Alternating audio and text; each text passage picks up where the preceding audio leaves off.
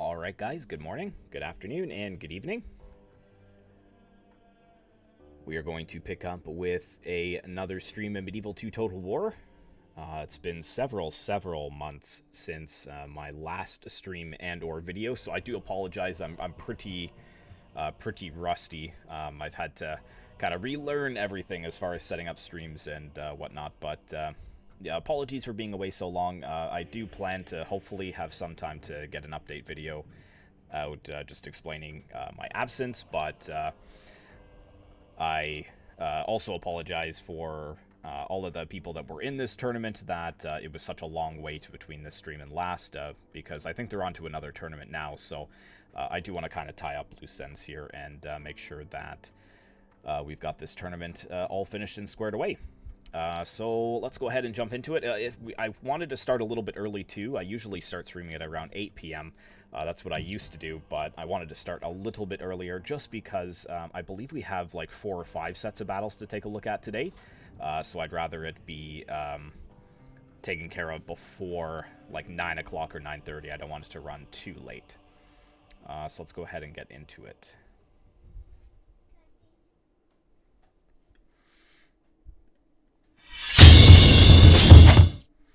And apologies if you hear any other sounds from upstairs. My kids are still awake, so I think they're running around and having a grand old time. But let's go ahead and jump into it here. So let's pull up what we're going to be taking a look at first. So we've got 4 sets of battles, I believe, to take a look at. And we've got 2 sets of battles in the upper bracket. If you guys remember from the last stream, it was our first playoff stream. So we've got 2 sets in the upper bracket to take a look at, and then we've got 2 sets in the lower bracket that we're going to take a look at as well. So a good amount of content for you guys to enjoy today. And it says the sound is off here. Let me take a look. And it says the sound is off here. Let me take a look. That sounds good to me, so that's fine. Excellent connection, so we're good. I just wanted to make sure all my sound settings were correct. My PC has been begging me for a Windows update for a long time, but I haven't even really been on my computer for quite some time, so I didn't want to do the update and then have it ruin all of my sound settings. But let's take a look. So I believe if we move on to the next card here, we've got Crusader 909, and then we also have Quaint Regio. So that's the 2 we're going to be taking a look at in today's first set of battles. So we'll take a look at Crusader 909 first, and I'm just going to drop off my webcam here so I can read that. There we go. So debuted at this tournament, old user from the forum and now participant of the tournament. Prefers to make composition for all-purpose fights with honor, skill, and chivalry. Became participant of the tournament after Wened left. That's right, he was a replacement, and without playing a single battle. Oh, yeah, so I guess the previous guy didn't even play anything, so he slotted right on in, which is perfect. So he tries to get maximal use of any battle and fights until the end, whatever the result. He shows the best performance at his first battle against AS 1991 on the Spanish plains. Playing as Portugal against Russia, he baited all cavalry of his opponent to an ambush, and then after defeating it, answered with the full-scale counterattack, which brought him a clear victory. Very nice to see. So it looks like 4 victories, 2 defeats, 4 fast battles, and 2 mid-legs, so not too long, which is good. And Diego, nice to see you, buddy. It's been a long time. I'm doing well. I'm hoping to finally be able to get back into some kind of a regular upload schedule, but we'll get into that later. But thanks very much for tuning in. I've also noticed that the chat box is a little off. I'm going to set that a little bit higher if I can, just so I'm not blocking it. There we go. All right, and let's move on to the next one. So that's Crusader 909, so let's take a look at Quaint Regio. So, debuted at this tournament, active viewer of the previous tournaments, who finally became a participant. Makes quite unusual infantry composition with thick lines of pikemen and cannon fodder. Picks raiders in each fight, which he controls, where he controls the Holy Roman Empire. So that's the gunner cavalry. Prefers to fight till the last. The second his battle with Vandergrift on grassy plains was the best for Quaint. Playing as the HRE against Sicily, he bound the enemy's cavalry first, and then continued the attack with a strong infantry charge, put the majority of opponent's army to rout, and then quickly pressed his advantage. 5 victories and 2 defeats as well. 3 long battles, 2 mid, and 2 fast. So pretty comparable stats there. I think Crusader 909 had 4 victories and 2 defeats, so quite close. So let's go ahead and jump into this battle. So we're going to do Crusader 909 versus Quaint Regio Battle 1. And I will pull up my webcam again. There we go. Perfect. I will get back into the swing of things, but for right now, as I said, I am quite rusty. So Crusader 909 versus Quaint 101. I think we've got Portugal and Byzantium. Very nice indeed. Yeah, and as I said, we got a lot of battles to take a look at today. So let's go ahead and... Oh, not that. Where am I? There we go. Okay, we're finally getting somewhere. I think the webcam is a little off too. My face is not this red. I think it may actually be reflecting off of my shirt or whatnot. I'll have to take a look at all that stuff later on. For right now, let's just actually get back into the game here. So let's take a look at what Crusader 909, I believe, is bringing to the battlefield. So he's got some musketeers here in the front lines. Looks like 3 units. Then we have 3 units of dismounted conquistadors. We've got a few units of pike militia. We've got some mailed knights here in the center. Conquistadors at the back with the general's bodyguard. And the general is in that bodyguard unit. Mounted crossbowmen on the flanks. I'm assuming a second one over here. Yes, and then more mailed knights on the flanks as well. So, yeah, two mailed knights, 3 conquistadors, general's bodyguard, and 2 mounted crossbowmen. So fairly even, I would say. Fairly balanced army here between cavalry and infantry. How do I prefer Medieval 2 over Rome? Do you mean Rome 1 or Rome 2? If it's Rome 2, I mean, I would only like it more just because of... the graphics are a little bit nicer. But over Rome 1, yeah, Medieval 2 for sure. Medieval 1 was pretty janky. I still do enjoy playing it, but it's so easy to cheese the AI. I mean, it is easy in Medieval 2 too, or Medieval 2 as well, but it's even worse in Rome 1.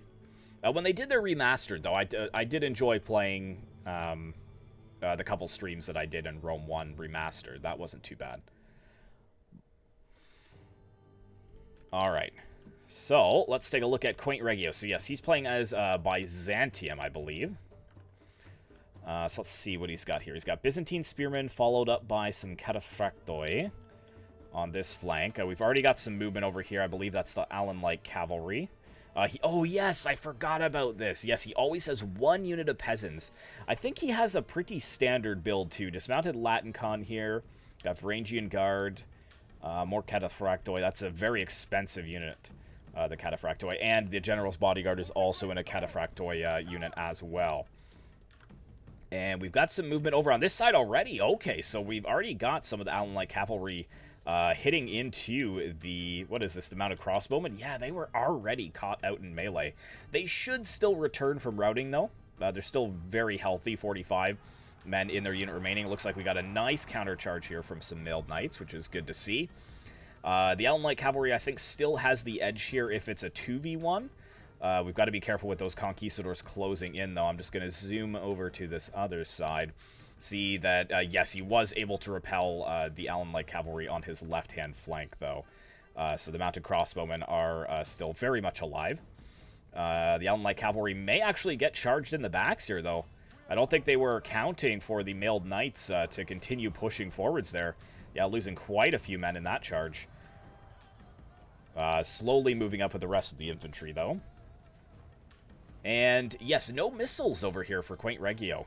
Whereas we've got some musketeers here, which are just going to shred the heavy Latin Con and the Varangian Guard. So, hopefully he's going to save some of his Cataphractoi, or even the Allen Light Cavalry, to quickly get in there and cut those musketeers to pieces. Again, looks like we've got cavalry unawares here. He pulled back his mailed knights, but now the Allen Light Cavalry are going to get a bit of payback for that previous charge there. We've got a lot of cavalry massing on this left-hand flank here. 2 units of Allen Light Cavalry, 2 units of Cataphractoi. We've got Conquistadors and Mailed Knights all in the mix. Another good charge, but look at the missiles coming down there for the Portuguese. Again, that mounted crossbow cavalry still very much alive on the left-hand flank here.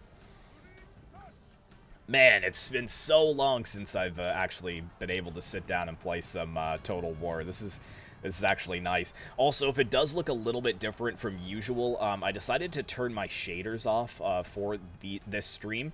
I noticed with previous streams that we were having some real issues with the shaders not really loading in over a live stream. They work fine for recordings, but not for live streams. So I'm just gonna do total vanilla Medieval 2 graphics here. Look at this, another unit of Allen Light Cavalry here, depleted.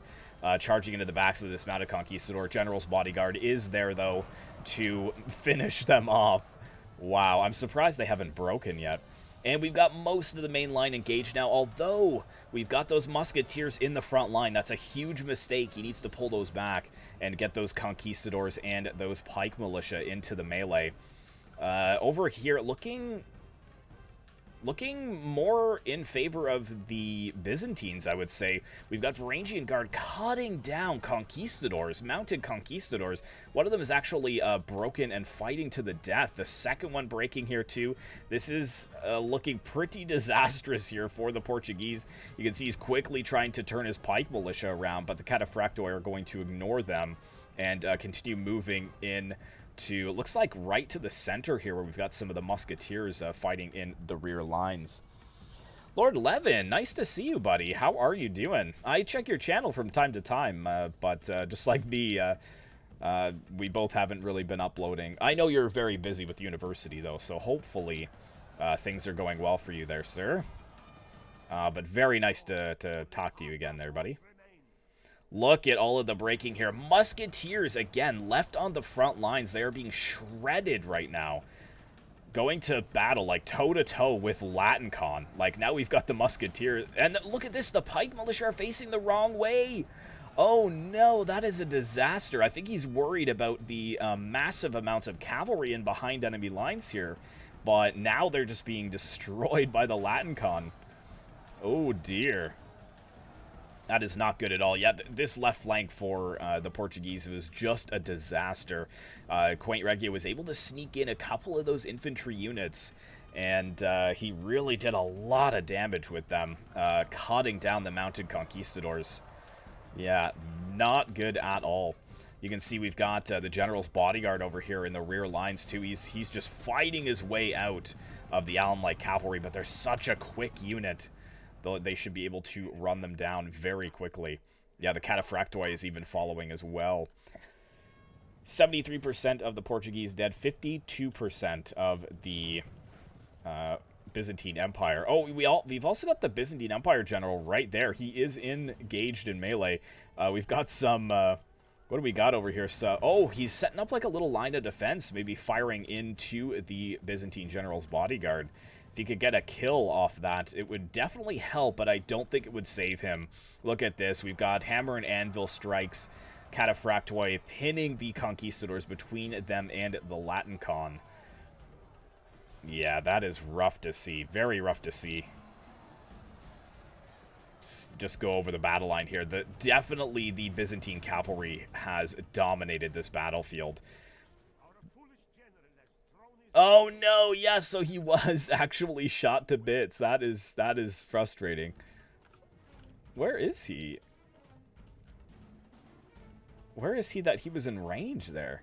It wasn't this one, I don't think. I guess it could be. But yeah, even with the general dead, I don't think it's going to matter that much.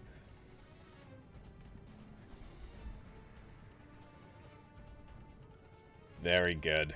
Yeah, at this point, they're just running down the remaining men. I mean, we've got a bit of a second line that had been forming with the musketeers and the mounted crossbowmen. You can see he's trying to annoy the Byzantine cavalry with those crossbowmen, and we've got the musketeers over here as well. But this battle is very much over. Let's just go ahead and fast forward to the end, because as I said, we have a lot of battles to take a look at today. There we go. Well done. All right, so very comparable in the men deployed there. Let's take a look at the casualties inflicted. Mailed Knights doing 121. That's quite good. Dismounted Conquistadors 167. But the rest, just not a lot. Look at the small amount of kills from those Musketeers there. It would have been nice if he was able to protect them more. Maybe putting them, withdrawing them and bringing them to the flanks, and then using them to fire on the Byzantine cavalry that was engaged on those flanks. But valiant effort for sure. So let's go ahead and drop up to the next battle between Crusader 909 and Quaint Regio. Looks like we're going to have Russia versus the Holy Roman Empire now. Yeah, we've got like 8 or 9 battles to take a look at today. So yeah, that's why we're starting earlier.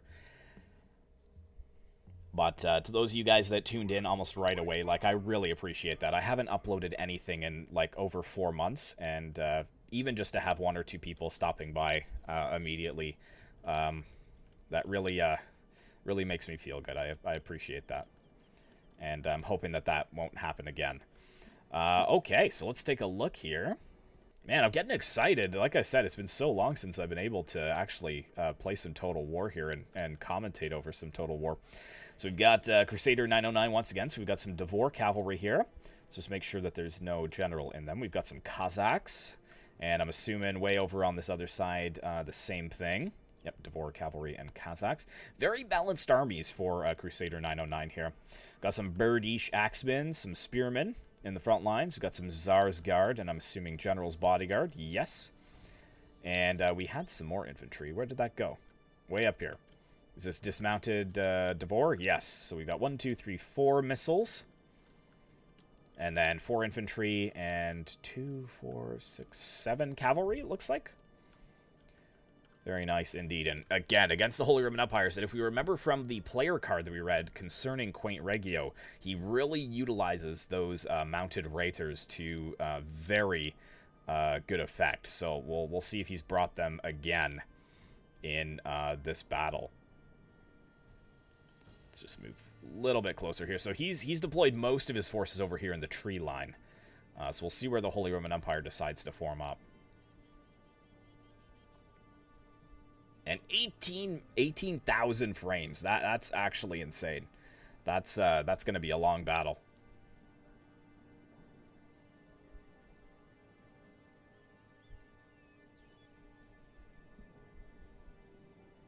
Okay. So yes, again, in the tree line, and I see actually there's something over on this side. I bet you they are mounted raiters. Okay, mounted crossbowmen, ×2. Interesting.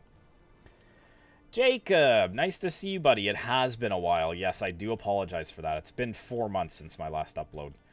But you tuning in for my very first stream back, I do really appreciate that, buddy. And it's very nice to speak to you again. So we've got a Serpentine up here on the hill. We got some Pavis crossbowmen. So Quaint Regio is bringing some missile troops this time. We've got some Teutonic Knights over here back in the tree line. And he's got Landsknecht, a lot of Landsknecht. I think it's just a big block of Landsknecht. And General's Bodyguard way at the back over here. So this puts Crusader 909 in a bit of a tough position, because with that Serpentine, he cannot sit in the forest any longer. He needs to push forwards. Now, I don't think he's aware of... Oh, yeah, he is aware of them now. The Devor cavalry is a very heavy missile cavalry, and I believe that they should do quite well against the mounted crossbowmen. Now, the mounted crossbows do have that AP damage, but the Devor cavalry are very heavily armored. They're not as fast as the mounted crossbows, though, so they should be able to peel away from this fight pretty quickly. Got some more Devor cavalry coming in to aid on that flank. And the rest are just content to sit here, I suppose. The Serpentine's moving off that hill, though. I think that is a bit of a mistake. He's got some pretty good advantage here, or a pretty good advantage on this little hilltop. So I think he's trying to go for the infantry, and it's moving forwards on its own, possibly. But yeah, Crusader 909 is actually hiding a lot of his troops right behind this hill, which is a pretty good counter when somebody has brought some artillery. And did they destroy those mounted crossbowmen? No way. Yeah, okay, they're still alive. So, yeah, good call. Just don't even bother chasing them down. You're just going to end up losing men. Look at that. Down under 40 men, I think, with that last volley. Yeah, 39. And this one down to 76. So, actually, yeah, that armor-piercing damage really hitting hard there. And the Serpentine, yeah, they're trying to get it into range. Let's quickly fast forward just to see, because I don't want to waste your guys' time too much. Okay, so we do have some movement here. We've got this massive Landsknecht line. I think it's like 2, 4, 6 units? 6 units of Landsknecht. That's insane. Teutonic Knights, General's Bodyguard. Got some religious fanatics over here. Nice. Very nice. These were like such a good go-to playing the Crusades expansion, getting all those religious fanatics. Like, you would always just like go and siege a castle with like one general, and then just like check the mercenaries, and there'd always be like one Crusader, Sergeant Spearman, and then like 6 religious fanatics, and you just like fill up your entire bar with them. Yeah, they came in clutch quite a few times for me. So a lot of cat and mouse games going on over here. What do we got here? We got some Tsar's Guard. Okay, again, though, very, very good cavalry, but just too slow. You can see he's going to... Okay, if he doesn't notice this, though, yeah, they are on skirmish mode, and they did actually manage to break one.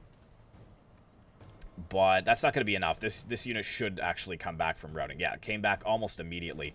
This is what I'm saying, and those volleys there... Yeah, 9 of the Tsar's Guard being killed by the mounted crossbowmen. That armor-piercing damage is so deadly. And the Serpentine still trying to fire, but I don't think they have... they don't have a line of sight there. So let's just go back to 6 times speed. You can see that he's trying to pull the cavalry in. Oh my goodness, what's going on here, though? Something happened over here. Oh, we have the Kazakhs coming in. Okay, so yeah, he's trying to do the exact same thing to Quaint Regio that Quaint is doing to him. Starting to really hamper or strike the Teutonic Knights. Not as hard, though, because I was going to say, like, these Kazakhs aren't actually crossbows. They're just bow cavalry, so I don't think they'll have the armor-piercing damage of the mounted crossbowmen that Russia has. The Teutonic Knights should be able to weather that storm pretty well. You can see they only got like 4 or 5 casualties there. Meanwhile, yeah, the mounted crossbowmen over here are just causing a lot of trouble here. Look at this. Devor Cavalry down to 31 and 64, I believe, from 80. That's insane. And I'm hoping that he just pulled the Tsar's Guard back and out of the way. He did. Perfect. Yeah, so a lot of kiting here in the first half of the battle. I'm keeping an eye on those Kazakhs there. They're trying to be annoying with them, but, I mean, if anything, they're just going to get charged and pushed away, so I don't think that's going to be super effective. It's just going to be more of an annoyance, I think. He is pushing his infantry forwards, though, the Holy Roman Empire. So I don't know if he's trying to gain line of sight for his Serpentine, or if he's just ready to engage. I think it is the former. He's actually turning his Serpentine... Yeah, okay, he's trying to get a good position with them. And over here again, we've got another push from this cavalry, but again, they're on skirmish mode. They're on skirmish mode. You're not going to be able to catch them. Oh, and the Serpentine is firing now. Okay, let's take a look and see if we're... Oops. If we're going to get any good hits here. I really doubt it, but... Yeah, I don't think so. I don't think that line of sight is going to be effective. Oh, actually, they clipped a few. Clipped a few of the dismounted Devor there. Got 4 kills. Did they get any of the cavalry back there? No. No, it hit just wide. Half this battle gone, and we've only seen a bit of skirmishing back and forth. Who's got the edge over here as well? 11% to 6%, so not terrible. It's pretty even, I would say. And I think, yeah, we've got the Kazakhs still back there.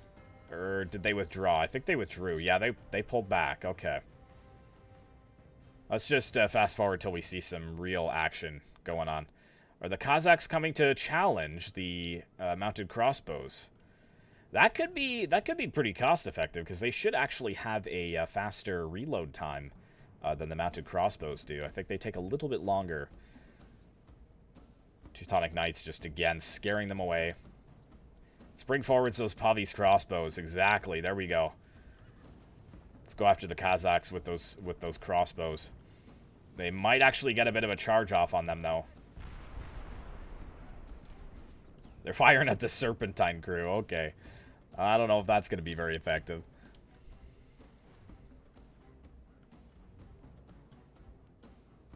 Seven to 11. Very even still. He's actually using his Serpentine to fire at the Kazakhs.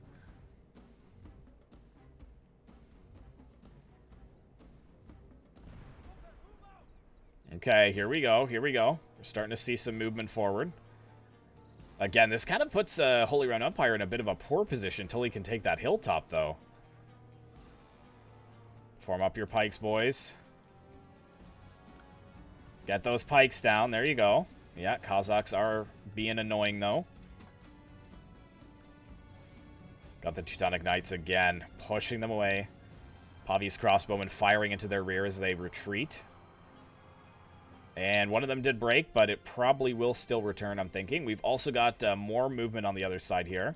Again, mounted crossbowmen breaking from a charge from the Tsar's Guard. The second one is firing, though. And that still might return. I'm not too sure. We'll see. We shall see. It's like the most cat and mouse game. I'm not even interested in what really the Cossacks are doing anymore. And the mounted crossbows. There we go. Good hit, though, from the Serpentine, causing the Cossacks to break there. And at this point, the Cossacks are kind of out of their element. They really aren't going to be effective anymore now that we've got the Pavi's crossbowman up here. He's just thrown away men at this point. And yeah, the mounted crossbowman over by the Holy Roman Empire did return. But I can understand, you know, being a little bit standoffish just due to the fact that he's down one already. But now we've started to get the men moving forwards. The dismounted Devor should be in range soon. They are heavily armored, but I still think the Pavi's crossbowmen are going to have the edge. Just due to the fact that they've got quite a lot of heavy armor, and they are protected by that Pavi shield as they are reloading. We've got some spearmen in these ranks too, so it's not all like heavy infantry like the dismounted Boyar sons. Yeah, spearmen. We did have the British Axemen. We got some Tsar's Guard coming around the flanks here. That could be interesting, but we've got the Teutonic Knights ready to stop that charge. And yep, okay, so Crusader realized that and has decided to pull them back. Got the pikemen moving forwards under heavy fire from those dismounted Devor. We've got the British Axemen over here, the General's Bodyguard. Be very risky to do a charge onto these Landsknechts. They're not pike militia. They are quite sturdy. Yeah, I think he's just going to get out of there. That's probably the best decision he could do.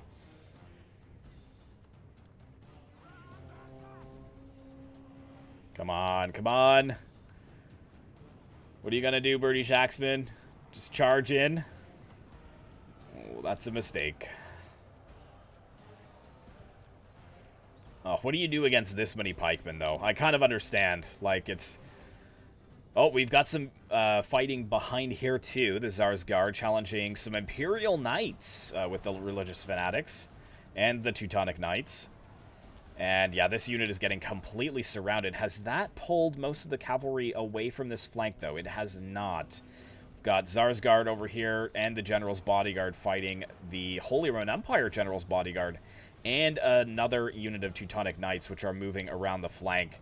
That's going to be a pretty hard charge there for the Russians. Yeah, look at the numbers dropping from 80 down 62. That is tough. Over here, though, well done. General's Bodyguard getting into the backs of the Landsknecht pikemen. really disrupting them there and helping the lightly armored spearmen out, and the Devore as well, just trying to fire at anything that they have in range.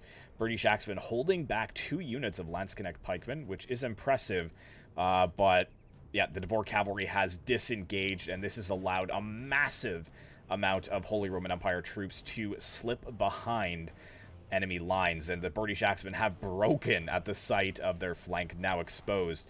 If I was Crusader, I would definitely be trying to get these dismounted Devore into some kind of a position to stop them from lining up and doing a full hammer and anvil on all these troops, just trying to stop their charge, but it doesn't look like that's going to happen.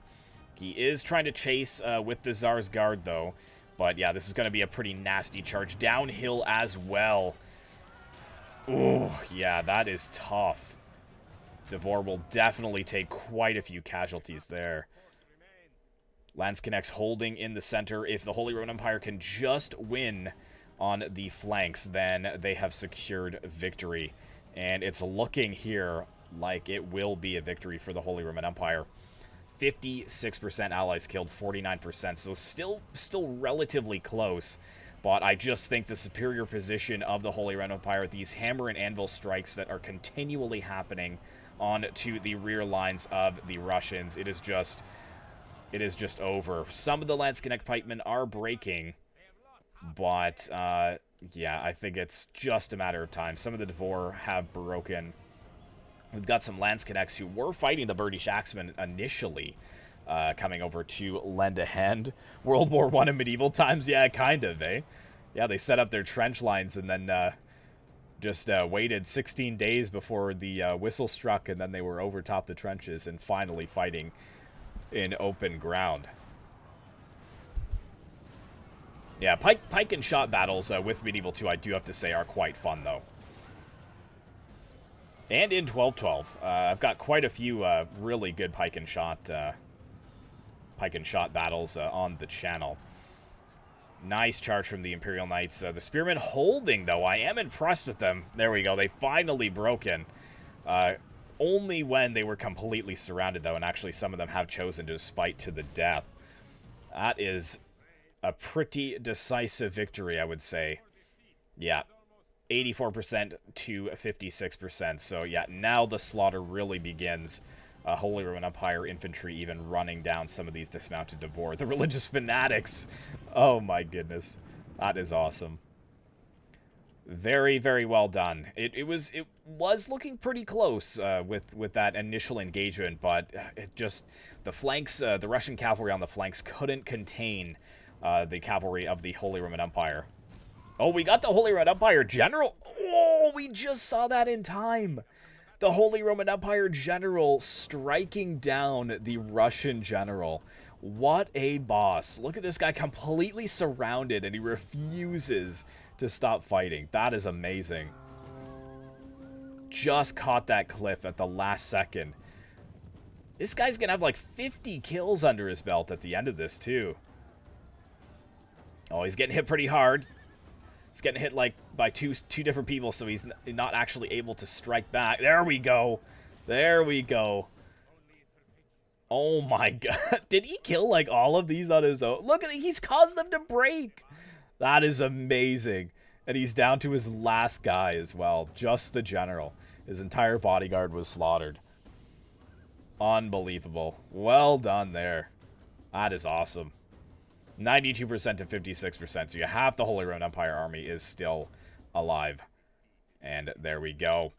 So that is the first 2 battles. Unfortunately for Crusader 909, it was not ending in a victory for him. Looks like Holy Roman Empire had 500 more men than him. That's pretty insane. But again, the Russian cavalry is quite expensive. Battle of Tannenberg, if it was set in medieval times as well. Yeah. Very true. Devore getting some good kills there towards the end, but yeah, not enough, unfortunately. So that means, if we take a look at this here, so yes, Quaint Regio has moved on to the next round, round 2. And Crusader 909, unfortunately, is eliminated, but he fought hard. He fought hard there.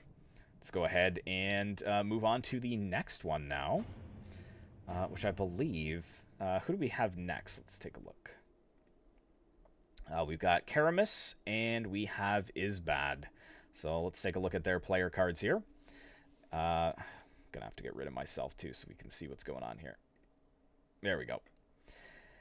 Debuted at the first tournament of the Forum, Age of Stirlungs, I think is how you say that. A skilled player from the Forum that organized the tournament, prefers mostly cavalry-based compositions and aggressive playstyle. Plays worthy and with honor, fights till the last, but makes experiments quite rarely. Oh, so he sticks to his guns, basically. He finds something that works for him, and then he just sticks with it. Fought with Hamilcar and Zemex as equal. Achieved playoff almost without defeats. Became a co-author of Hamilcar's Test, or How to Destroy the Enemy Pike Box with Melee Cavalry Only. That's pretty awesome. Karamus did his best at the second fight against Mark Vinicius on Scorpion's Paradise. Playing as Portugal, he caught in trap the Venetian cavalry, then infantry, and after turned advantage to a clear victory. Very nice. So 7 victories, 5 defeats. Very good. And let's take a look at the next one. I believe was Isbad. Yes. Debuted at the third tournament of the Forum Combat of the 30. Took a bronze prize from the tournament. Combat of the 30 learns very quickly and adapts to every opponent. His unit composition is designed for all purpose, but he also doesn't forget about experiments. Isbad did his best on Tannenberg. There you go. You were just mentioning Tannenberg. Oh, except, during the second fight against Safi. Although troops of Holy Roman Empire under Safi's command broke through Venetian defenses, the Empire almost lost all its cavalry in this assault. And when Isbad captured the enemy's general, who was separated from the troops, he regrouped his forces and defeated the HRE in a decisive battle. Very nice. We got 23 victories and 14 defeats. I don't know if that's accurate. That might be 23 middle battles, 6 fast battles, and 8 long battles. Maybe this is like from like all of the tournaments put together, but not in this tournament. There's no way. But very interesting. Okay, let's go ahead and pop up the overlay. And there we go. Perfect. So we got Karamus versus Isbad.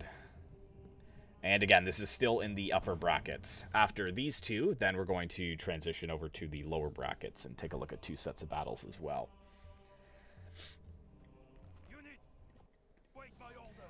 All right. Well, a very foggy day here. And we're going to be looking at it from Karamus's point of view. There we go. All right, so we've got Knights Hospitaller here at the back with the General's Bodyguard. We've got a Serpentine, looks like. We've got 2 mailed Knights and 2 more Hospitaller. Hospitaller Knights, that is. Got dismounted Feudal Knights. Oh, gosh, where did he move those? Can't even see. Here we go. 4 dismounted Feudal Knights. We've got 4 units of Pike Militia. So 8 units of infantry total with the Serpentine there. Got 3 units of Scots Guard. That's very good archers. And quite expensive as well. So we'll see if they pay for themselves. And we already saw the cavalry as well. Did he bring any missile cav? It doesn't look like it.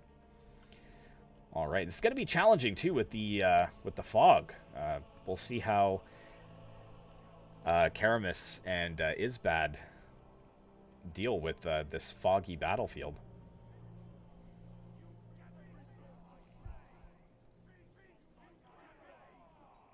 Okay, let's take a look at the Holy Roman Empire very quickly. There we go.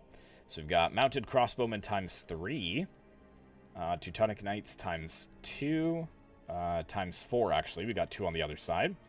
We've got Pavis Crossbowmen, and we have Pike Militia 1, 2, 3, 4, and then Landsknecht Pikemen 1, 2, 3, 4. Dismounted Feudal Knights, dismounted Imperial Knights, Religious Fanatics, and the General's Bodyguard. So no Serpentine on this side, so I think that Isbad is going to be forced to move forward his army. Because the Serpentine, it might not be in range yet, but it will be soon. Yeah, here we go. We've already got the Mounted Crossbowmen moving forwards.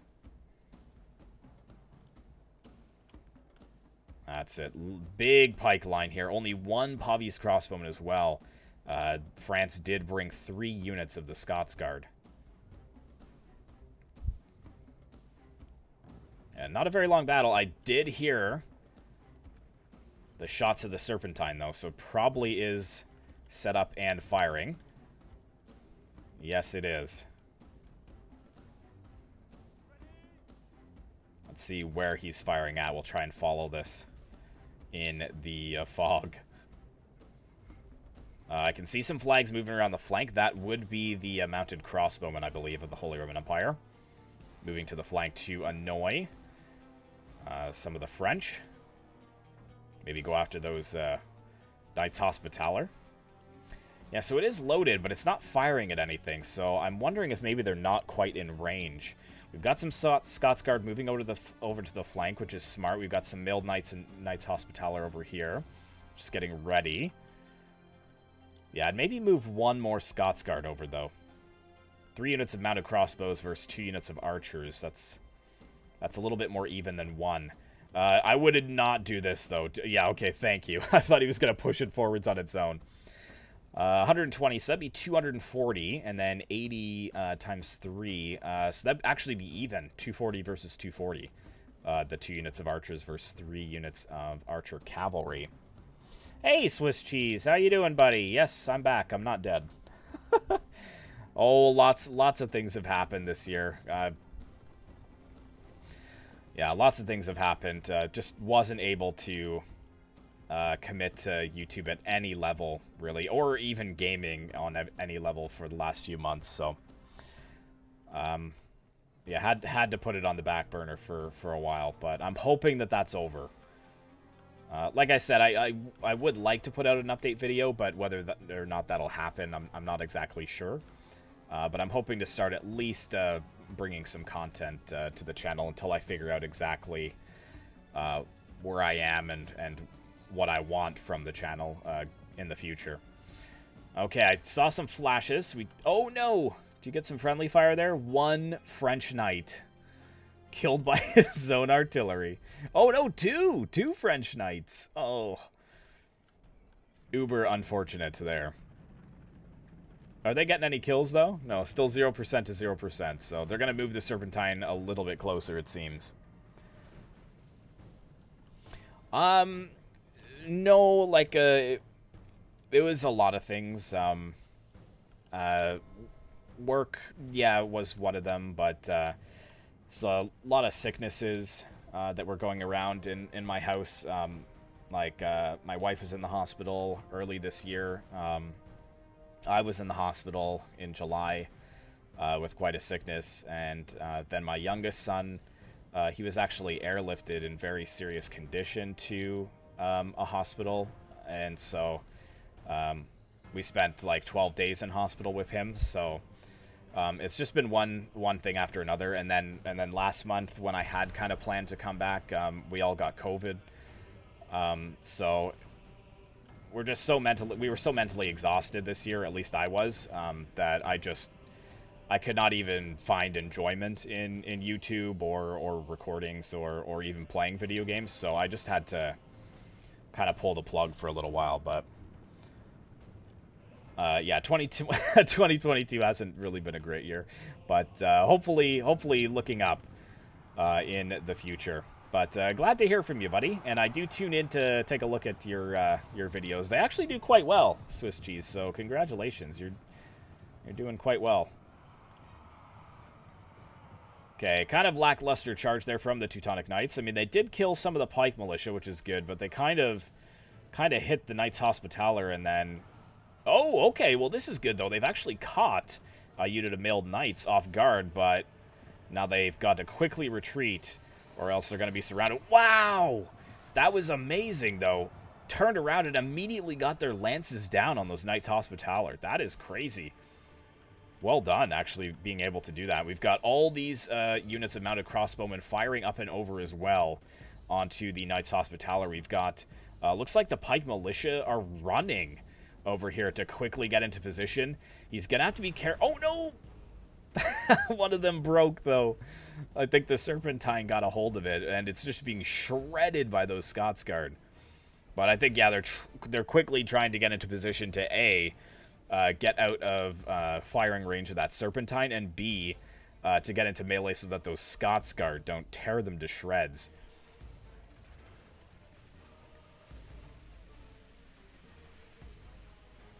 Yes, so that's the thing. That's why, like, I don't know if I'm going to totally, completely start at a full sort of schedule thing this week, but I wanted to at least get the tournament underway because, as I said, it's been 4 months since my last stream in this, and I think this tournament is been over for a while, so I really started to feel bad for all of the English players that were hoping or counting on my videos. So that's why I've at least started with this. I'd like to hopefully get a couple of streams out this week so that we could see this to its completion. But yeah, as far as like my regular content, to be honest, I really don't know where I'm at with that right now. Where I'm going to pick up where I left off, or if I'm going to transition over to a different type of like more scripted content that takes a little while, takes more time to make and to edit and whatnot. So if I'm doing that, then I'm not going to be doing a full-time schedule, right? So there's so many questions that I'll have to answer over the next few days, but it is nice to get stuck back in here with some classic Medieval 2 here. Scotsguard volley there. Looks like they almost broke the French Hospitaller and paved the way for these Teutonic Knights to move on in. But yeah, the Scotsguard are just so good. You can see how quick they are with their reloads, the rapid fire. Although I think they're about to be driven from the battlefield now. Yep, there we go. Nice job there. Trying to neutralize those Scotsguard. And we're punching through on this left-hand flank as well. Holy Roman Empire really, really pressuring the French over here. We've got Knights Hospitaller coming over to this side. I don't think that's needed, though. We've got the Scotsguard here. We've got Dismounted Feudal Knights. We've got... what else do we have here? Do we have some Pike Militia for France? Yes, we do. So they are holding over here, but on this side, this looks very worrisome for the French. You can see the Feudal Knights, they will hold, but they are being completely surrounded at this point.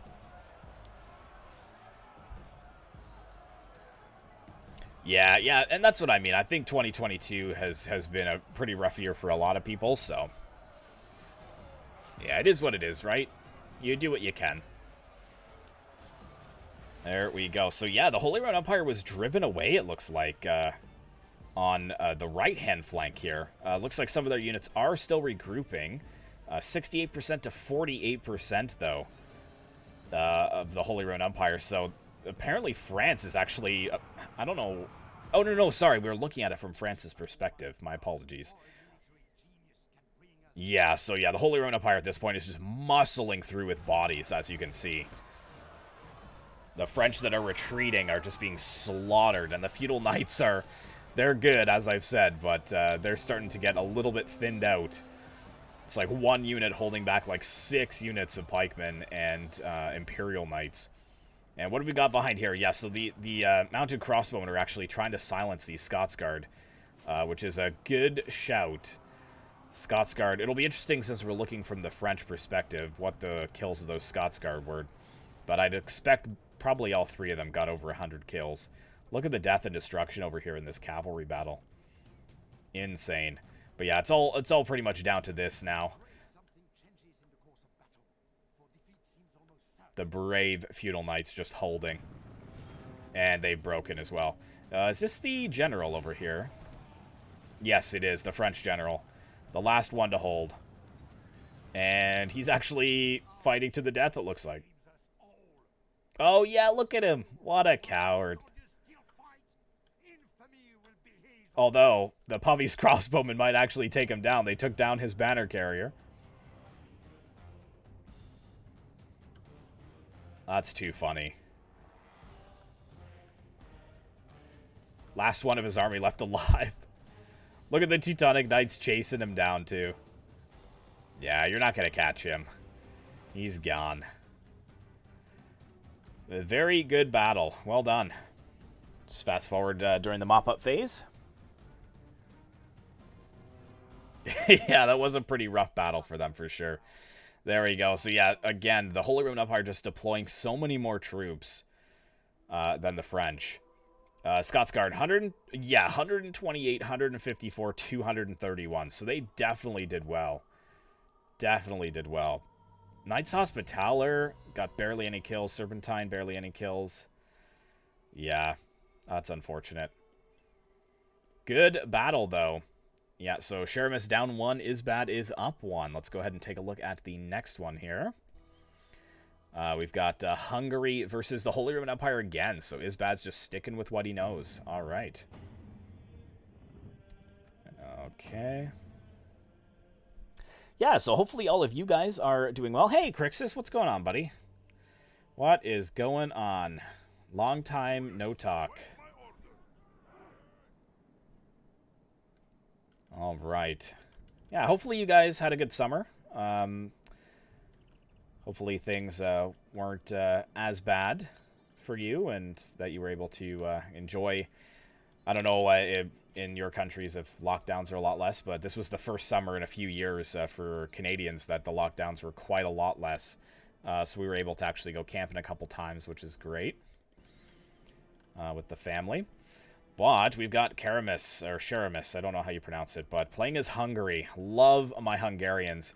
The love for these Hungarians came from my original, like, Medieval 2 Hot Seat campaign that I did as them, where we actually did very well. I was very impressed with our progress. But we got some Pavis crossbowmen here. We've got some peasants. Got some dismounted chivalric knights. We have some hussars. Got the general's bodyguard with the general in it. We've got some Croat axemen. More hussars and some knights hospitaller. And what do we got back here? Hungarian nobles. Not the best cavalry. Not the best cavalry at all. Now, are they bow cavalry, though? They are bow cavalry. Okay, so actually, might not be too bad. I thought they were the javelin cavalry. But bow cavalry. 4 units of them. Okay, so he's going to try and really skirmish down the Holy Roman Empire. Oop, and we're already into it. So just hold for a second here. So we got mounted crossbowmen times 3. Teutonic Knights times 2. Got 1 Pavis crossbowman. Is this the same build? 4 Lance Connect, 4 Pike Militia, Imperial Knights, Religious Fanatics, Teutonic Knights, and General's Bodyguard with the General in it. Yeah, so it's exactly the same build. And are you going to charge the Pavis crossbowmen? Yeah, I wouldn't do that if I were you. Because I think they are still defended by the pikes there. Got a massive movement of Holy Roman Empire cavalry moving forwards here.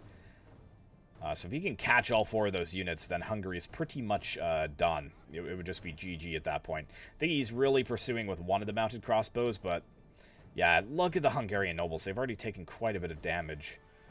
Wow, this one's down to 55 from 80 men. Sheesh, that's crazy. Yeah, 4 months ago. Yep. Yeah, 4.5 months ago, actually, I think, was the last stream. And then, like, the last recorded video was even longer than that. Because I was away for 3 weeks prior to that, too. But, yeah, it's good to be back. But as I said when I first started, I am a little bit rusty, so I do apologize. Sometimes I've really got to think about what I'm saying there, because the commentary well, the commentary muscles in my mind really haven't been used in the past few months, so. Who's the most OP nation? I mean, it's probably one of the Western nations, I would say. So, I mean, England or France are good choices. Holy Roman Empire is very strong.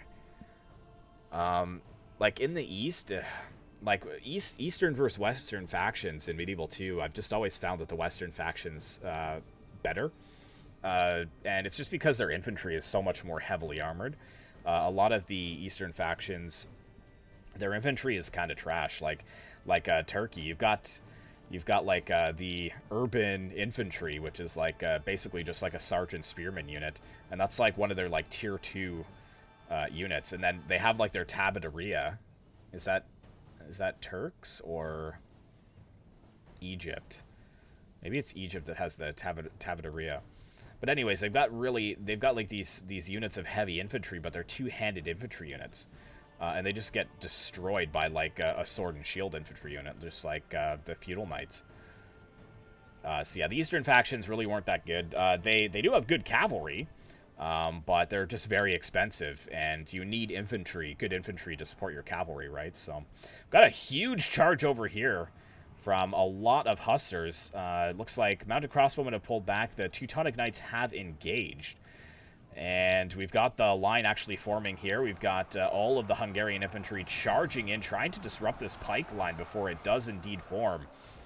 But once the Landsknecht move in, then they should be able to form up a bit of a defense. We've got Teutonic Knights charging into the backs of all these Hungarian nobles. That is not good to see. If they can break all 4 of these units, we're just going to have the same problem as the last battle, where all of this infantry is just open to hammer and anvils. But we do have some more cavalry coming in, the Hungarian hussars. Again, just trying to slow down the push of the Teutonic Knights. We've also got the General's Bodyguard moved in, and we've got some Croat axemen, so some infantry being sprinkled in the mix as well, just to give them the edge. Looks like most of the Hungarian cavalry has been destroyed on this other flank, though. Peasants are breaking. Oh, and this is exactly what I was talking about. Teutonic Knights just found an opening where they were free, and they're charging in there. That's broken them, and we've got Teutonic pikemen charging into the backs of the dismounted chivalric knights. And again, looks like the one unit of Croat axemen that tried to get a flank broke as well, because the Pavis crossbowmen just fired into their backs. So that was not effective at all. 44% to 30%, and I expect that number to climb quite rapidly as all of these units are run down. Ooh, that is very unfortunate. Yeah, game's over just like, that's what I'm saying. That's what I'm saying. See, at this point it's way too late. Like, way too late to engage the Hungarian cavalry like that. The damage has already been done. Even if these units come back, like, the amount of men that have been captured in these units are probably over half. Like, this unit of Croat axemen coming back, I bet you it's going to break to this charge from the Teutonic Knights if they do end up charging in. Yeah, they're just trying to run down all of the retreating units so that they do not return. And now they're hitting the Croat axemen in the back. They're shaken already. And they've broken. And more Teutonic Knights spilling in over here as well. Yeah, that is a disaster. Wow. I don't think that's what Karamus had in mind. It's always such a risk, though, choosing Hungary, because Hungary is not a very powerful faction. They're kind of like mid-tier. They have some of, like, the best cavalry in the game. It's the same with Poland. Like, Poland and Hungary have some exceptional cavalry, but the problem is that they're so extremely expensive, and they don't have good infantry to back it up with. Like, the Croat axemen, they're a tier 2 unit, but I feel like the Croat axemen would lose against some of England and France's tier 2 units, like the Sergeant Spearmen. Like, that's a very good unit that's available early on in the game. And yeah, of course, Hungary does have feudal knights and chivalric knights, but yeah, when like the Royal Bandarium cavalry, like when you're spending 2,300 florins for one cavalry unit, when, you know, two like 1,000 gold Teutonic Knight units could easily beat it, because you have more cavalry, so you're able to surround better. I don't know. It's such a toss-up. That's why I loved Hungary, though, because in my Hot Seat campaign, I actually was able to do quite well with them. Whereas I don't think, you know, I don't think that you would be as successful playing as Hungary every time. And in fact, I feel like the alliance that I was going to form with Azrian playing as Denmark, if I hadn't have been backstabbed, I shouldn't have let the Russian player live, basically. I gave him a chance. I said, listen, like, I'll give you your territory back. I'm going to turn around. I'm going to hit France. And then as a three-way kind of alliance here, we'll actually take the win. And then I move all my armies over to my western front, and then in the space of like one turn, it's like bam, bam, bam, lost like 4 of my cities to him like attacking them, and I was just like, well, like, it was so frustrating, but it was such a good hot seat, like, very fun. So we've got 600 more men. So again, I think just the amount of men that the Holy Roman Empire was able to field was the victor. Because these are not high enough kills to be able to overcompensate for the fact that they're fighting, 600 more men. But a valiant effort there. So let's go ahead and pull up the brackets. You can see that Isbad has moved in as Karamus versus Isbad. And then Hierarch was added in as well. So I don't know if there was a forfeit or something, but he wasn't there before and he is now. So I'm sure that the tournament lead can weigh in on that, why he's moved into the round 2 slot. So we're basically just waiting, I think, for the Tiger Shark Wu versus Danny Rhett. And then we'll have all of the round 2 picks ready to go. But that's it for the upper brackets. So we're going to take a look at the lower brackets. We've got 2, I believe, to take a look at. And we've got some cards to take a look at as well. So let's go ahead and get back to the main menu. And we've got 2 more sets of battles. So we're going to be taking a look at Mark Vinicius and AS 1991, which I believe we've already taken a look at, so we don't have to worry about him, because I think we saw him previously, did we not?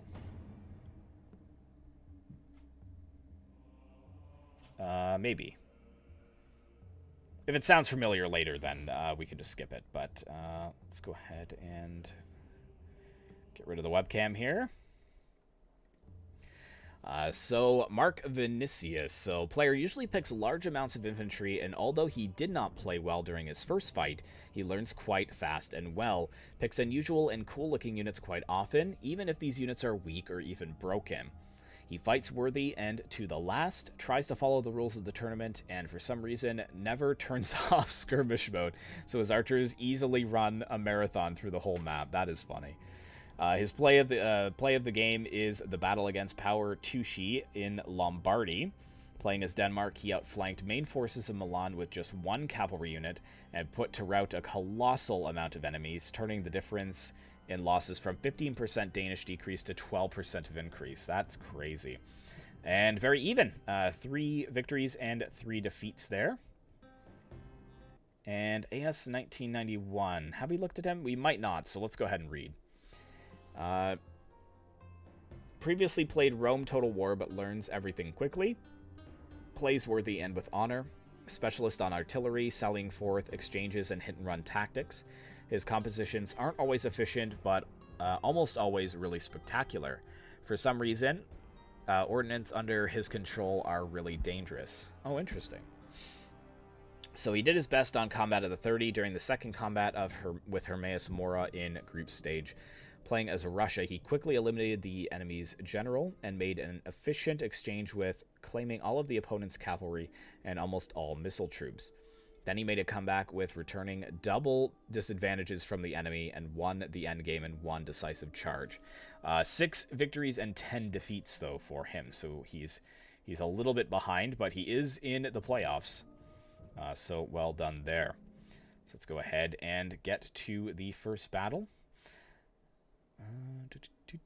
And I believe there was an error on these 2, if you guys are wondering.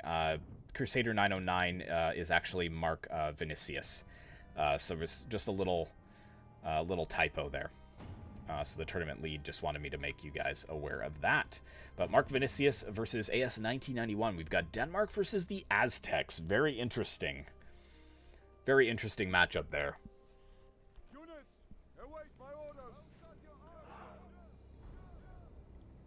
All right. So we're taking a look at Denmark. What a beautiful day for a battle. We've got, he's got all his units back here. Let's take a look at what he's brought. So we've got some mounted crossbowmen ×2 on this flank. We've got Norse War Clerics ×3. We've got Merchant Cavalry Militia ×1.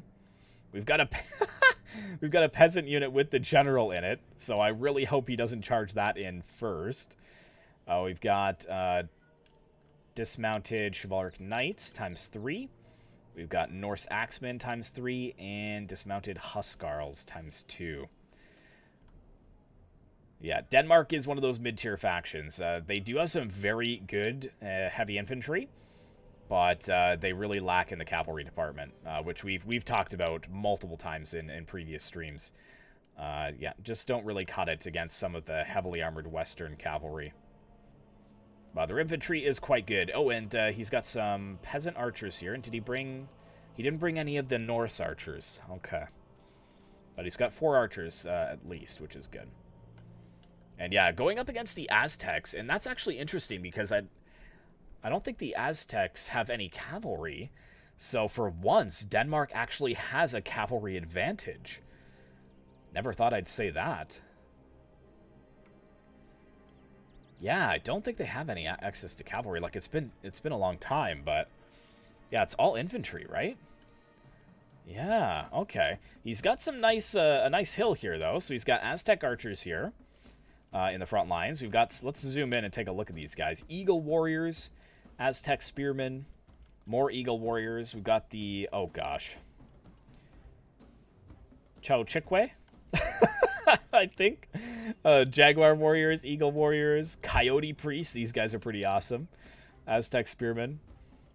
We've got the bodyguard there. We've got more jaguar warriors, coyote priest, jaguar warriors, and Aztec spearmen. Very nice. Very nice. Okay. Yeah, so as long as Denmark keeps this cavalry in reserve until all the infantry is engaged, then he might actually be able to perform some pretty good hammer and anvil strikes. But then again, the Aztecs have a plentiful amount of infantry. Look at all them moving forwards. That is epic. It's so awesome when people choose these factions that nobody else plays. Seeing the Aztecs. Very nice.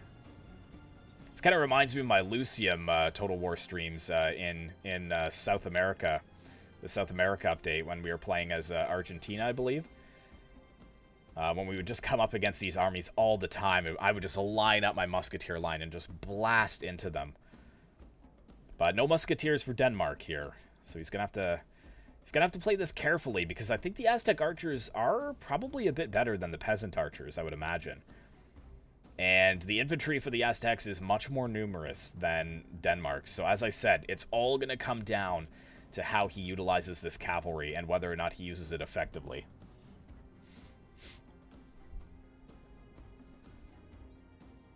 Okay, let's fast forward a bit here. I just don't want to miss anything with the cavalry that's moving on the flanks. He has responded to it, though. He's protecting quite well. Got some mounted crossbowmen moving forwards. They're going to be focused down by the Aztec archers, though. Yeah, they've got some good range on them. Yeah, good volley there again. They don't really have a lot of armor. Are they just, like, pushing in to charge, though? Just going to charge right into them? Or you're just going to fire point blank? Yeah, that's such a disaster. Like, this one's firing at them, this one's firing at them. Yeah, that's not going to be a win there. The only good thing is that one of them was peeled off to focus the merchant cavalry. But yeah, what do they start with? What do they start with? What's a full unit? 150. So this one's down to 138, which I guess is okay. But this one's down to, like, 38. And I believe that's from 80, if I'm not mistaken, if we take a look at the cavalry here. Yeah, 80. Okay, let's see. Maybe he won't notice. If he can get some really nice charges onto the Aztec archers. Quick, quick, quick, quick, quick. Not bad. Okay, yeah, caused them to break almost immediately, which is surprising. This one did not break, but it got pretty smashed in that charge. There's a lot of dead units there. Wow, okay, now they're just pulling away, which is good. This is how he has to use his cavalry, and kind of charging it and then moving back. Oh, and nice! We've got another charge here on the Aztec spearmen. He needs to disengage that, though. He's got to do cycle charges. And again, this is not lance cavalry. This is not good shock cavalry. It's melee cavalry. Good. See, so just charge in like that, and then they need to pull right back out. He needs to conserve his numbers. Just confuse the enemy. Just keep cycle charging them like that. See, that's way too long that he's left that in. He needs to get them out of there. Got the bodyguard even over here. Man, a full charge from the merchant militia cav into them. That might actually be a decisive blow. They could actually kill the general there. I think that's the general right there, too. The rest of the infantry is moving forwards. We've got some of the mounted crossbowmen that have broken. Oh, no! And the merchant cavalry broke as well. Yeah, the Eagle Warriors are really causing some trouble for them behind the lines here. And the other two are kind of sitting here. Like, if he had the other two in, maybe getting some more strikes, it would be better. Maybe it will return, though. It could return and surprise the Aztecs again later. Looks like the Aztec archers did return, though, which is good. And no, the Norse War Clerics. They broke right by the line. And as soon as they go over the line, they do not return. So that is hugely unfortunate. A very fresh cavalry unit driven from the battlefield like that. We do have the Chivalric Knights moving forwards, though. Yeah, form up, boys. Form up.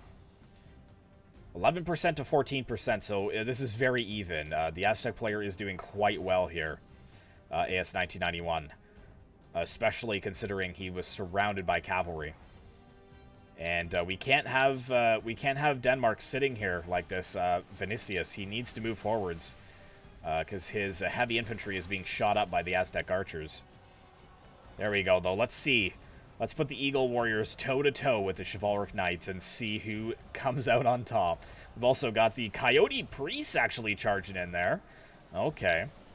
And now we've got the activation of the Norse War Clerics again. Don't charge into the backs of your own men. Good. Good. Nice charge there into the backs of the Aztec Spearmen. That was very good. Got to disengage, though. And the unit of Merchant Cavalry Militia did return, so hopefully he notices that.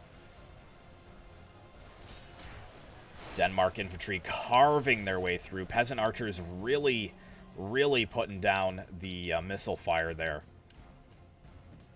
Norse War Clerics disengaging, but the Eagle Warriors are following. Got the Coyote Priest breaking.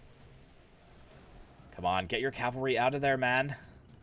Get your cavalry out of there. And he's got to, he can't cycle in his troops like this, Vinicius. He needs to back them up or they're going to be surrounded. You can see the Aztec Spearmen are doing just that, moving around to try to lock these Norse War Clerics in melee. Oh, yes, here we go. Okay, so what is he going to charge? I guess the Aztec Spearmen in the back? Aztec archers did notice this, though, but it looks like he's not going to turn his... Oh, no, he did. Did he? Maybe he turned the unit around in time. I can't tell, because some of them were facing the other way. But unfortunately, yeah, the Aztec archers broke, and so did the Merchant Militia. They broke as well. Looks like he did get his Norse War Clerics out of there in time, but the heavy Chivalric Knights are breaking from the battlefield. Very unfortunate. So you guys just watch some of the ensuing melee here while I take a sip of water.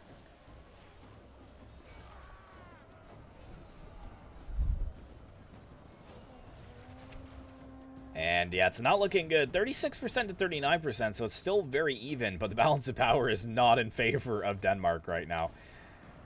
And it looks like the Aztec Spearmen caught the Norse War Clerics, and we've got fire arrows being fired at the Norse War Clerics as well. So yeah, the cavalry advantage is almost gone. And the peasant general is coming to save the day. Well, that's great to hear. Look at them just powering on through. Peasant archers just running for their lives in the face of these Aztecs. I mean, I would be pretty fearful as well. The Jaguar warrior is not even slowing down to wait for reinforcements. They are just going in. Okay, and now they've broken. Well, that was foolish of them. But yes, the Aztecs are just pushing on through here.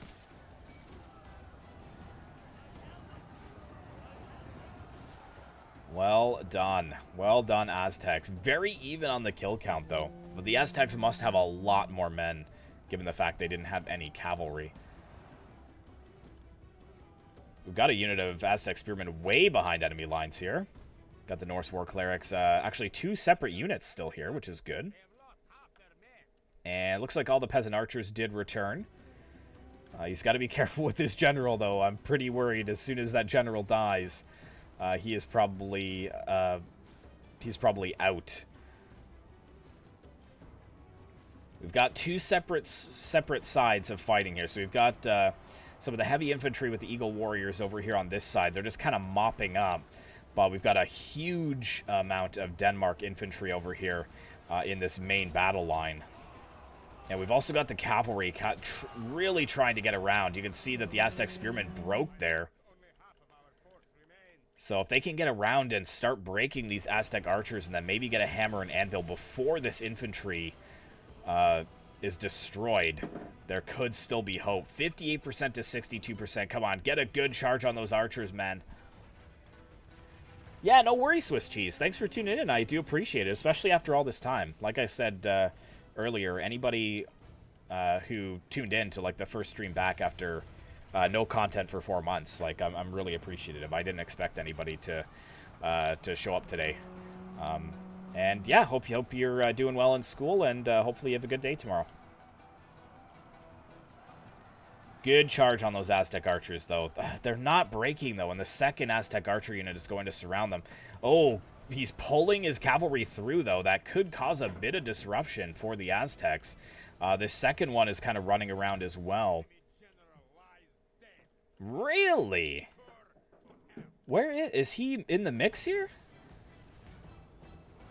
Coyote Priests, Jaguar Warriors.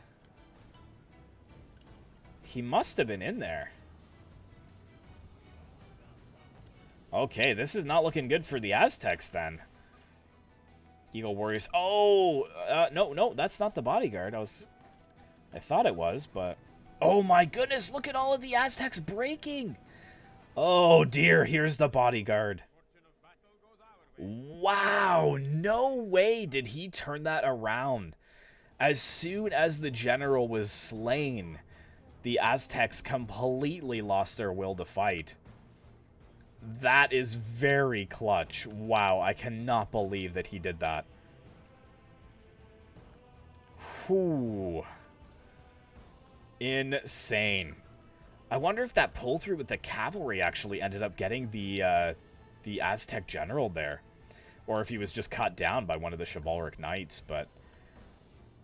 Wow, hard-won battle there. 70% of Denmark's army was slaughtered before the Aztecs broke and ran.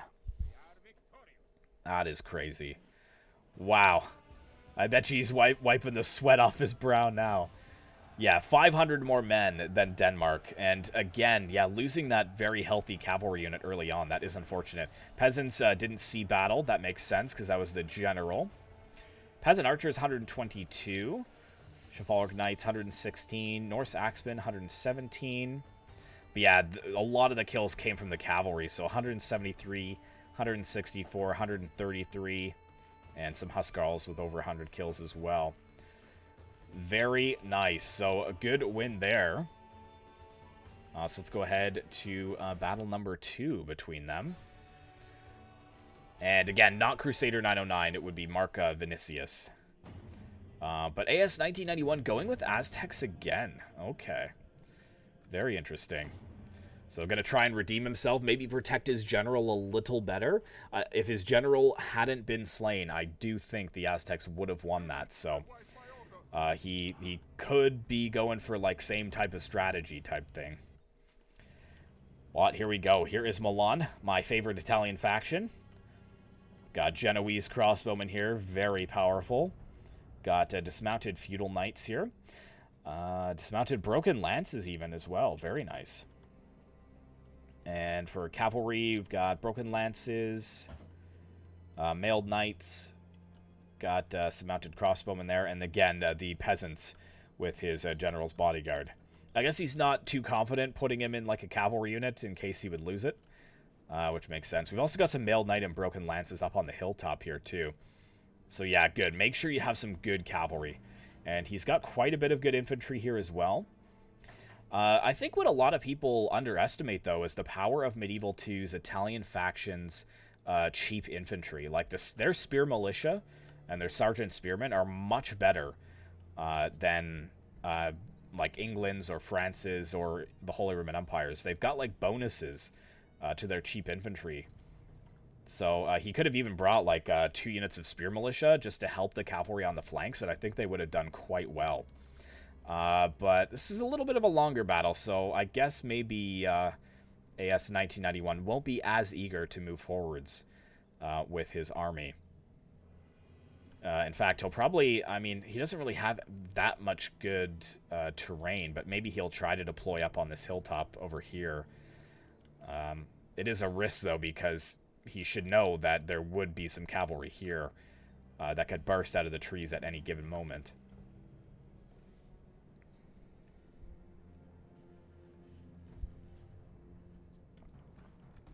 Alright, so we're... Okay, so he deployed far back. So that's probably the safer option for him, I would say. Not much is visible right now, but we got some coyote warriors... Or, sorry, coyote priests, jaguar warriors, and the bodyguard over here. Yeah, he's got to really protect that bodyguard. It's only 40 men in that unit. Standard units looks like are 150, so... Yeah, he's moving forwards his Genoese crossbowmen, which is good. Maybe trying to get a bit of a better view of what the Aztecs have brought. But it's not like they're going to be hiding any cavalry in the trees. They don't have access to that. We do have some of the archers moving forwards, though. So, again, maybe just trying to locate the bulk of the Milanese army and see what exactly he's brought. But AS 1991 should be counting on cavalry. It would be... a fool's error to not bring cavalry against the Aztecs. And this is a battle that the Aztecs will not win, fighting against heavily armored Genoese crossbowmen and outnumbered 2-1. Yeah, that's not going to fare them well.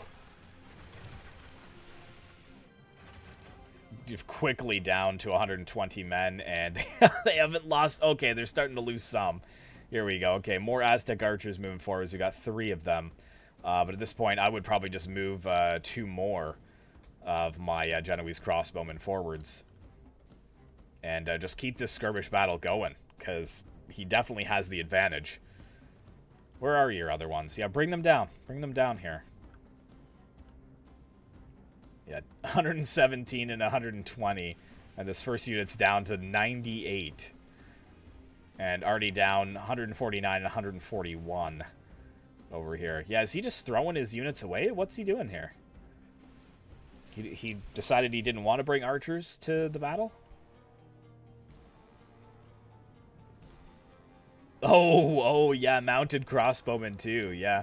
Honestly, yeah, he could just bring some cavalry down and wipe the floor with these guys, but... Yeah, he's going to play it safe, which is fine. Mounted crossbowmen there. Genoese crossbowmen. I would continue with those Genoese crossbowmen, though. They are having an excellent trade with these Aztec archers, and I don't think the mounted crossbowmen will be as effective. There's no need for the armor-piercing damage. They don't have any armor.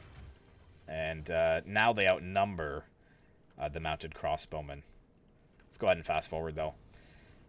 Don't want to watch this extended skirmish phase. We've got another Aztec one moving forwards. This one was probably continuing up to fight against the Genoese crossbowmen, who actually lost way more men in that retreat than they were when they were battling. That is unfortunate. Down to 93 men there. We have the cavalry moving across here. Yeah, we got some broken lances. Yeah, let's just get rid of these guys. Sweep them away. Dismounted broken lances as well. Yeah, you're not going to be able to catch them, buddy. Oh, I'd love to see these Aztecs' faces when they see the broken lances on their flank. Look at them just coming through the tree line like that. Yeah, it's way too late to retreat now, buddy. Well, way too late. And this isn't melee cavalry. This is shock cavalry, so they're going to have excellent charging power. Yeah, broke 2 of them immediately. And is the other one broken too? We got 3? Okay, we've got some Aztec spearmen quickly moving up.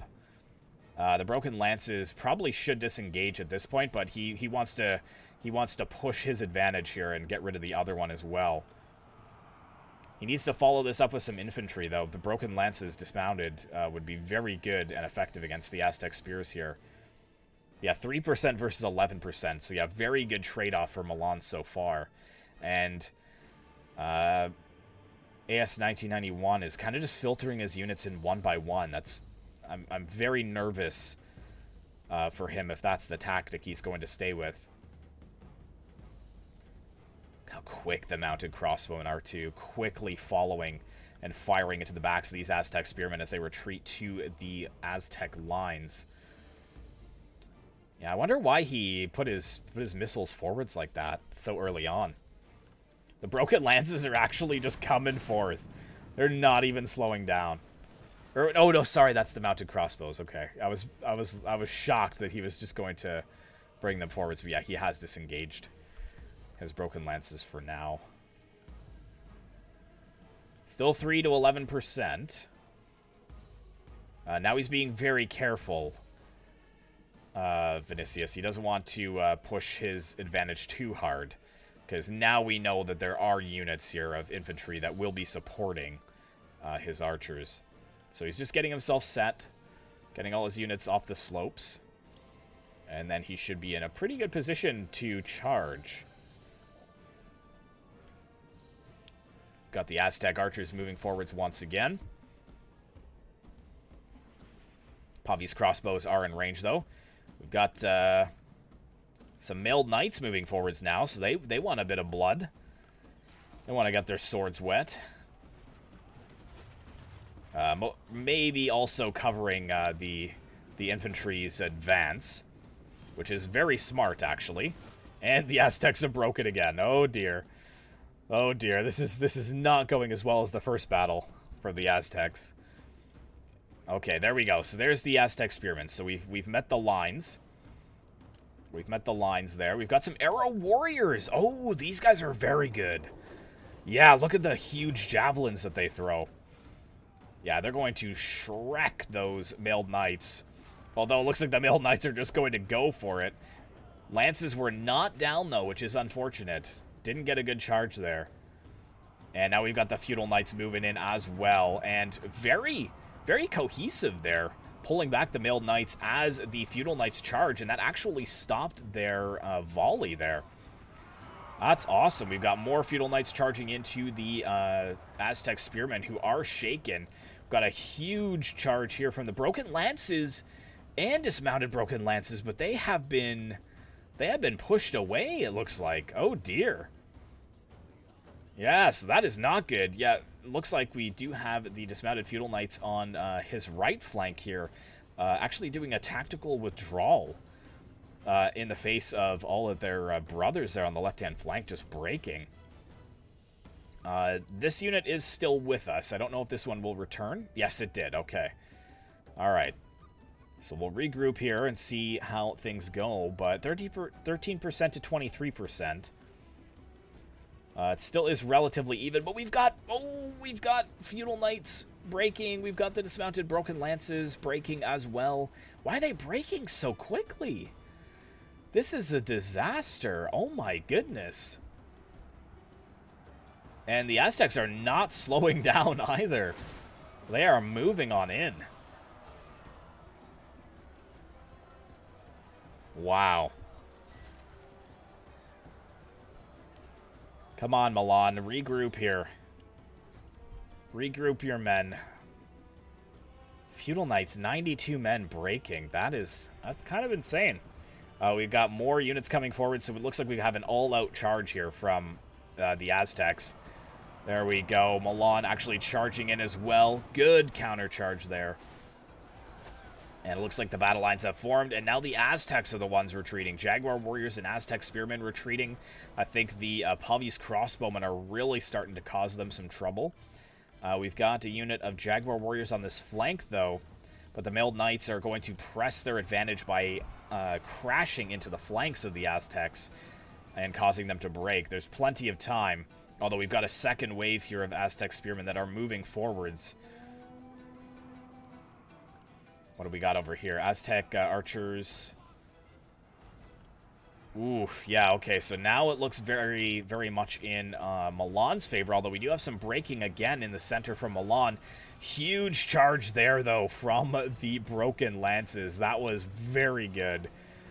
Hitting all three of these units in the flank. Eagle Warriors and Coyote Priests are routing from the battlefield. 20% to 43% killed. So almost half of the Aztec army is dead at this point. And he's left, like, his units here. Like, he's really kind of cycling them in, just like he almost wants them not to be supported, to be honest. Like, if you're gonna commit, you just need to commit. With Milan here, he actually needs to get his cavalry out of here.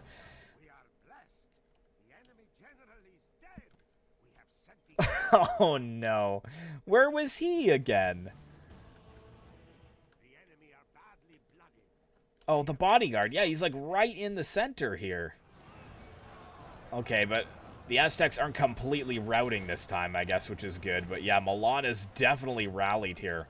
They've got a lot of heavy infantry here fighting in the front lines. Oh, and we've got the peasants over here fighting. Oh, careful. Milanese general getting his sword wet. Wow, okay. Mounted crossbowmen firing there. Just trying to hold the battle line. And we've got some broken lances cavalry in behind the lines here. So where are they going to go? Just going to get hammer and anvils, or are they going to go after the archers? Yeah, they're just going for the hammer and anvil. That is a good shout. Especially with their general dead as well. There we go. Yep. There we go. That's the break. 1, 2, 3 units so far breaking, and I'm sure 4, 5, and 6 will follow over on this flank here. And yeah, now we've got, weirdly, 2 more units of Jaguar Warriors that are fresh coming into melee, but their general is already dead, and most of their infantry have been slaughtered. So they're not going to be able to turn the tide of this battle, unfortunately. And these exhausted, heavily armored Milanese, they're ready for the task. You can see that they are charging in. This one actually is going to be a bit outflanked, though, if they don't get some support soon. Come on, get the cavalry in there. Nice charge from the broken lances would really see those Jaguar Warriors off. But now they're walking through. The Feudal Knights are also good as well. They can also help. Nice job there to Milan. 2 good battles there. And the first one actually almost wasn't even a win. He turned that around at such a crucial moment. This one was very much, I think, in Milan's favor. I think it came down to maybe... could have been the actual map with the forest that favored Milan a little bit better, but also just cycling his troops in like that instead of pushing his advantage with the massive amount of infantry. Like when he first charged in, he had broken like 3 or 4 units of heavy infantry, and he also he had again a huge advantage in manpower there. Genoese crossbowmen, yeah, just destroying all of the crossbows, including the mounted crossbowmen, well over 100 kills. Broken lances and the Mill Knights over 100 kills. So yeah, came down to the cavalry there. So well done. Well done to Mark Vinicius. There we go. So he has moved into round 2 in the second bracket. I'm blocking the 2-0 there. And we have one more set to take a look at. So let's go ahead and jump in. I think we have some cards to take a look at as well. We just have one card, actually, because we already saw him before. Crusader, yeah, Crusader versus Vandergrift, and we've already read Crusader's card. So we're just going to do Vandergrift's next. Let me just drop the webcam for a second. Okay, so debuted at the second tournament of the Forum Battle of Kosovo, or Kosovo. Quite defensive player, rewarded by Medal of Hierarch, received for losing cavalry from his own stakes. Oh dear. Likes and knows how to copy the compositions of other players. Extremely dangerous on river crossing. I do remember this. There was one battle that was like 25,000 frames. It was insanely long. And he had like a trebuchet and a couple of artillery pieces, and he just ground down his enemy on the river crossing battles. So definitely there. Hey, Joe, what's going on, buddy? I don't know how long ago you said that, but how are you doing? Hopefully you're doing well. Yeah, so extremely dangerous on river crossing. Never lost fights on River Jordan, no matter what the attacker... no matter if he was attacker or defender. Especially good with control of artillery and missiles. Shown the best performance in the battle with 5 Terra on the group stage. Combat of 30 at Mayan Jungles. That time he made an extremely quick victory playing for Timurids against Russia and destroyed the opponent, although Vandergrift had only 530 men in his army. Oh, wow. And 14 victories, 15 defeats. Not too bad at all. So let's go ahead and jump in and see their battles here.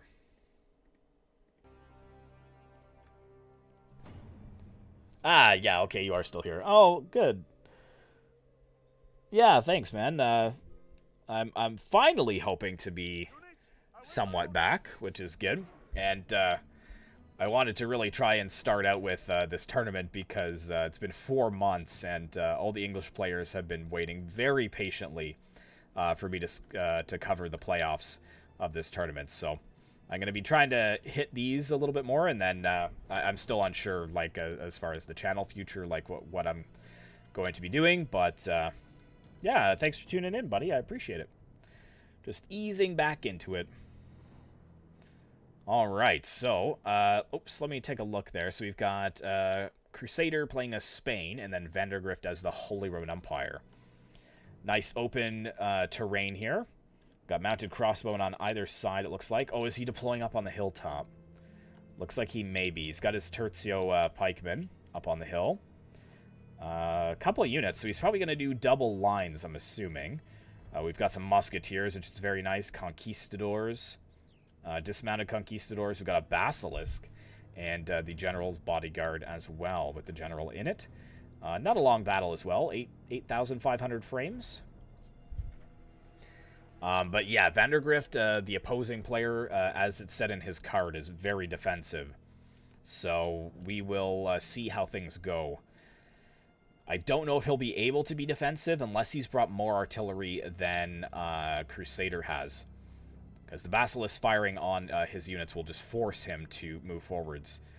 And hopefully... Okay. That's interesting. Oh, they're already firing too, are they? So we got Pike Militia. Looks like lots of Pike Militia. We've got Armored Sergeants. He's got some Mounted Raiters. Imperial Knights. So good heavy infantry there. We've got Gothic Knights, Imperial Knights, more Raiters. So where is his general, though? That's the thing. I think he put his general in his artillery crew mostly, but... Gothic Knights, 77. Pike Militia, 134. Yeah, they're already taking a good amount of damage. Okay, he's in the Armored Spearmen. There he is. Okay, so that's good to know. So yeah, we've got a massive rush here from the Holy Roman Empire, really pushing on this flank. Are the pikemen going to catch that unit? Kind of, but not really. We've got dismounted conquistadors that are also going to try and hold them. And I would pull back those musketeers if I was him as well. Did stop the Holy Roman Empire in his tracks here, though, although he does have room to push around. But we've got more conquistadors coming to plug that gap. And the Gothic Knights have already routed in facing the Tertio pikemen and the dismounted conquistadors. That's a very expensive unit, so that's hugely unfortunate. Also here, the mounted crossbowmen being run down by the mailed knights. And they were also gunned down by the Raiters as well. Yeah, the Gunner Cav definitely going to have the edge against the mounted crossbows. Do we have more of them out? Yeah, keep those conquistadors over here if you can. And the Basilisk just firing at very close range there. Oh, they're going to try and get it out of there. Wow, what? The Pike Militia breaking due to that volley from the Musketeers. And the dismounted conquistadors are just holding their own. And this is an extremely cost-effective fight for them. They've already slaughtered an expensive unit of Gothic Knights, and now they're going to work on the Imperial Knights. There's been no effective charges here. They've got the support of the Spanish Tercio Pikemen to their left, and this Imperial Cavalry is just being annihilated here. That is very unfortunate. Looks like he brought one of these units of Conquistadors over here, but if they're not going to come around his flank here, that Conquistador really isn't even needed. Looks like the Basilisk is being harassed, though, by a unit of Imperial Knights. But the Musketeers are just firing into the flanks of these units. We've even got dismounted Conquistadors. They're so confident that they've left their hilltop defense and are actually meeting the Holy Roman Empire troops on the slopes. And look at this, too. Another dismounted Imperial Knight from the volleys of the Musketeers has broken, and they're actually going to lose a lot of their men to captures as well from the dismounted Conquistadors. Over here as well, Gothic Knights fighting 2 Conquistadors units. He needs to get these raiders around the flank and start firing into their backs. Get some hammer and anvils over here from the Conquistadors, and the raiders break at a terrible moment, allowing the General's bodyguard to actually get around these Gothic Knights. And the mounted crossbowmen are going to fire at them as well. This is a disaster for the Holy Roman Empire. They're just falling apart here. 25% to 33%. Okay, so we do have some of the Spanish Tercio Pikemen. They're finally starting to become outmaneuvered here. Oh boy, oh boy, oh boy, oh boy. But we got the Conquistadors in behind the lines here, and the Armored Sergeants, that has the General in it. Where is the General, though? Okay, oh, no, that's not him. Where is he? Is he safe? I don't think so. Okay, the Conquistadors are kind of getting surrounded, so that's good for the Holy Roman Empire. I cannot put eyes on the General, though. He is in this Sergeant Spearman unit. He's forming back up. There he is. Okay, so yeah, he is out of danger for now. Conquistadors have broken, but the Musketeers are able to fire down on these Mailed Knights as they're kind of caught up on the pikes. Come on, you guys got to keep volleying, boys. Oof, yeah, now the cavalry is in, so there's gonna be some trouble here. Oh, okay, one of the... Oh, they both broke just in time. Over here, though, this Musketeer unit is being destroyed by the Raiters that did return from routing. Most of the Spanish cavalry is over here trying to clean up their far left flank here, but they need to get these units back pronto. So they've killed the one... Oh, look at this! Yeah, he was safe initially, but a sneak attack from some Conquistadors hitting that left flank there of the Sergeant Spearman actually got the General. Even so, though, balance of power still very even, 51% to 52%. Musketeers are routing now. Holy Roman Empire is pushing through. Yeah, a lot of them are rallying here. Yeah, this is a bit of a disaster. What is that? Okay, they're just running through the Tercio Pikemen. Yeah, they need to get some units up here quick time. Where's all this cavalry? This cavalry needs to really lock this down before they actually take the hilltop. Most of the Spanish troops are retreating at this point. We've also got some more Imperial Knights that will probably rear charge the dismounted Conquistadors here. Yeah, come on, boys. You need a good charge from that General's bodyguard to cause a rout. You've already got the anvil ready with the dismounted Conquistadors there. And they've broken. That is unfortunate. It was looking so good for the Spanish initially. But the Holy Roman Empire, well done. He was really able to rally his troops there. I didn't even think he was going to be able to take the hilltop. And then when I saw what was going over here on his right-hand flank with all his cavalry, losing both his Gothic Knights early on, which is very expensive cavalry. But he's really come back. He's got quite a bit of infantry now on this hilltop here. He just can't spread himself out too much. He's got to keep his momentum. Maybe killing the Spanish general here would be great. But he also can't get spread out too much. Oh, yep, there we go. Nice. So good pressing of his advantage there, getting the Spanish general. So that means both of the general's bodyguards are dead at this point. 73% to 61%. I think Vandergrift might have this one.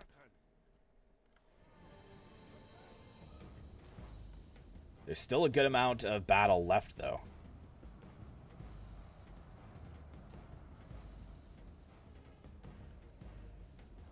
Yeah, okay, see, yeah, so he's getting a little bit spread out here. This is what I mean. The mailed knights are not going to be able to hold back this charge from the general's bodyguard. But we do have more units of Imperial Knights in behind the lines as well. And he's following it up with some of the dismounted Imperial Knights. We've got a charge in the rear, though, from some conquistadors here, trying to get the pike militia pulled out of position, but they were able to get their pikes down just in time and force those conquistadors to retreat. And what do we got over here? Do we have some fighting? No, Tercio pikemen returning from routing over here as well. Yeah, but look at the balance of power really starting to move out of Spain's favor there, Crusaders' favor.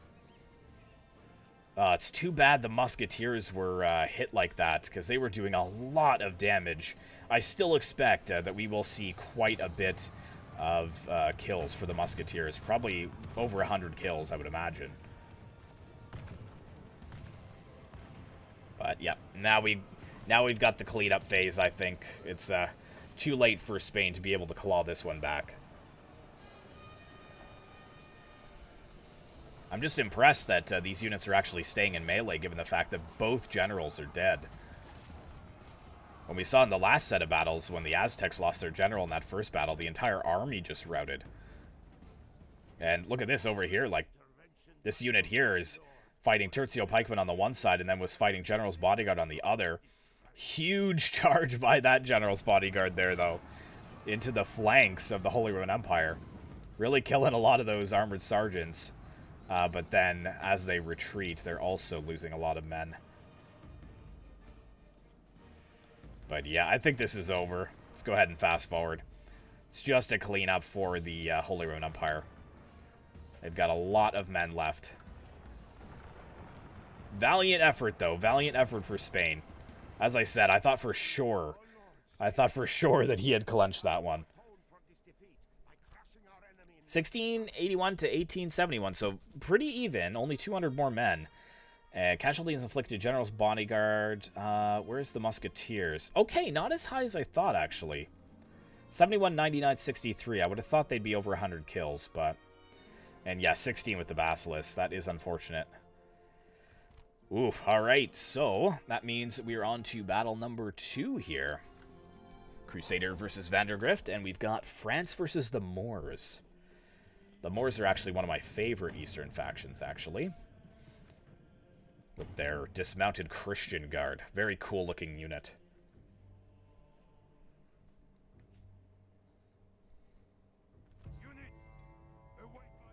Alright. Oh, and this is a river crossing battle. We know about Vandergrift from his unit card with river crossing battles. Oh dear. This could be disastrous for Crusader 909, who's already down by 1. So we'll see how things fare for him here. Let's see what we got. We've got some Scots Guard, though, which is good. He's got 4 units of Scots Guard. Okay, I thought you could only bring 3. That's interesting. And then we've got dismounted Noble Knights, dismounted Chivalric Knights. We've got Pikemen, 3 units. That's good for river crossing. We've got a Serpentine. We've got some Feudal Knights. Oh, does he have 3 Serpentines? He does. So we've got 2 over there and 1 over there. So that actually could force Vandergrift to actually move forwards. Because if he's only brought in something like a Trebuchet and a Catapult, or a Trebuchet and a Serpentine, that's not going to be enough. And it looks like a very short battle as well, so I think, yeah, I think we might see a slaughter here. Okay. What does Vandergrift have here? We've got peasants, a bunch of peasants in the front line. We've got camel gunners, dismounted Christian guard, good. Tuareg cavalry. We've got dismounted Tuareg. That's the general there. No artillery. Oh, no. That is a disaster. No artillery? Vandergrift. That's not very Vandergrift of you. He's supposed to be an expert on... What's going on here? Oh my, they're just gonna get shredded coming across like that. What is happening?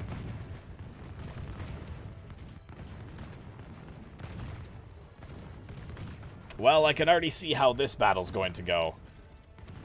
Oh dear. I just want to see some sweet artillery shots, though, just tearing through. That'd be an awesome screenshot as well, just having them all move forwards. The Scots Guard are going to annihilate these lightly armored units as well that are packed together so tightly. We've got the Serpentines, or are they Basilisks, actually? We got 2 Serpentines, and we got... Yeah, Serpentines. Ooh, careful, though. Looks like a bit of friendly fire there on France with the Serpentine as the peasants move forwards. Heavily armored units are just walking forwards, getting ready for the slaughter. But the Scots Guard, man, look at this. Look at them all retreating. Christian Guard down to 100 men. Under 100 men shaken, not even across. Was this like a meme or something? Like, did he want to force like a third battle? Did he forget? I'm so confused. Did he like forget artillery and then just decided to throw the battle away because he felt he couldn't win it or something? But this is not the river crossing battles that I've seen in this tournament from Vandergrift. Like I said, they're usually like 20, 25,000 frames. Like very long battles, like 30 minutes of just wearing down the enemy. Yeah, this just seems very strange. Yeah, 10% to almost 50% killed. At least the Christian Guard are actually putting up a bit of a fuss. Bit of a fight there.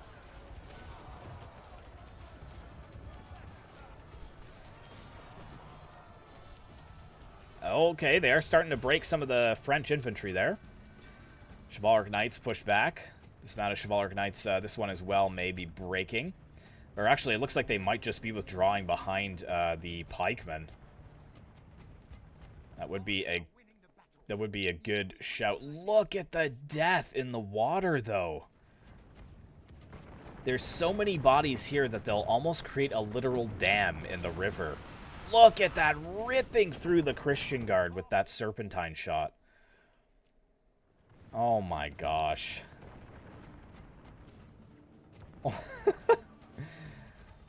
Well, easy win for Crusader 909 here. Very easy win. Just keep firing the Serp. Yep, boom. More of them retreating. Then the Scots Guards start raining down on them as well. That was a huge hit. It's probably one of the only times when we'll see artillery actually get more than 100 kills. Oh, why? Why you do this to my boars? This is not how they fight.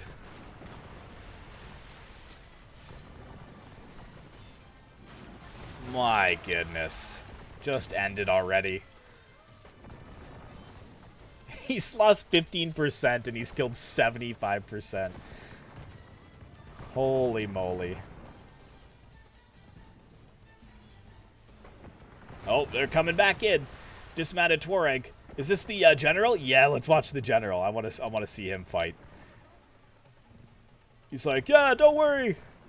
Ignore the 1,500 men that are killed in the water. Just keep going.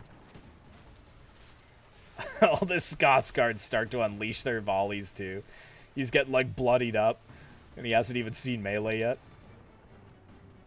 We've got some Moors, like, fighting to the death, like, back there. 2 Christian Guard. This general's men are, like, falling around him. He's like, yeah, whatever, bro. It's fine. Let's go. Push across the water. You can do it. I hope this guy, like, dies. Yeah, I was about to say right before he gets to melee. Oh, he's breaking. He's not even dead. Okay. Oh, he's going to be captured. That general's pretty sus, to be honest. Sends his entire army across the river to be slaughtered. Brings his bodyguard across the water too, and now look, he's like actually surrendering to the French. That is extremely sus. Look, this guy's like just punching him in the face. Where are you going, bro? Yeah, just surrenders himself immediately. Okay. Well, that was a lull battle. Very meme. Very meme. Yeah, lost 13% of his men there. Lost 250 to 1,900 men slaughtered there. Casualties inflicted by the Serpentine. 120, 114, 171. Scots Guard! 263, 279, 193, 233. That is insane. So we've got like 2, 4, 6, 7, 8, 9, 950, 10, 11, 12, 1350. So 1,350 out of the 1,900 slaughtered by, what, 7 units? That is crazy. All right, well, we've got, I think for one of the first times in this tournament, we've got a forced third battle here. And we've got France with Crusader 909 versus Vandergrift playing as Milan. And this will be the final battle of the stream as well.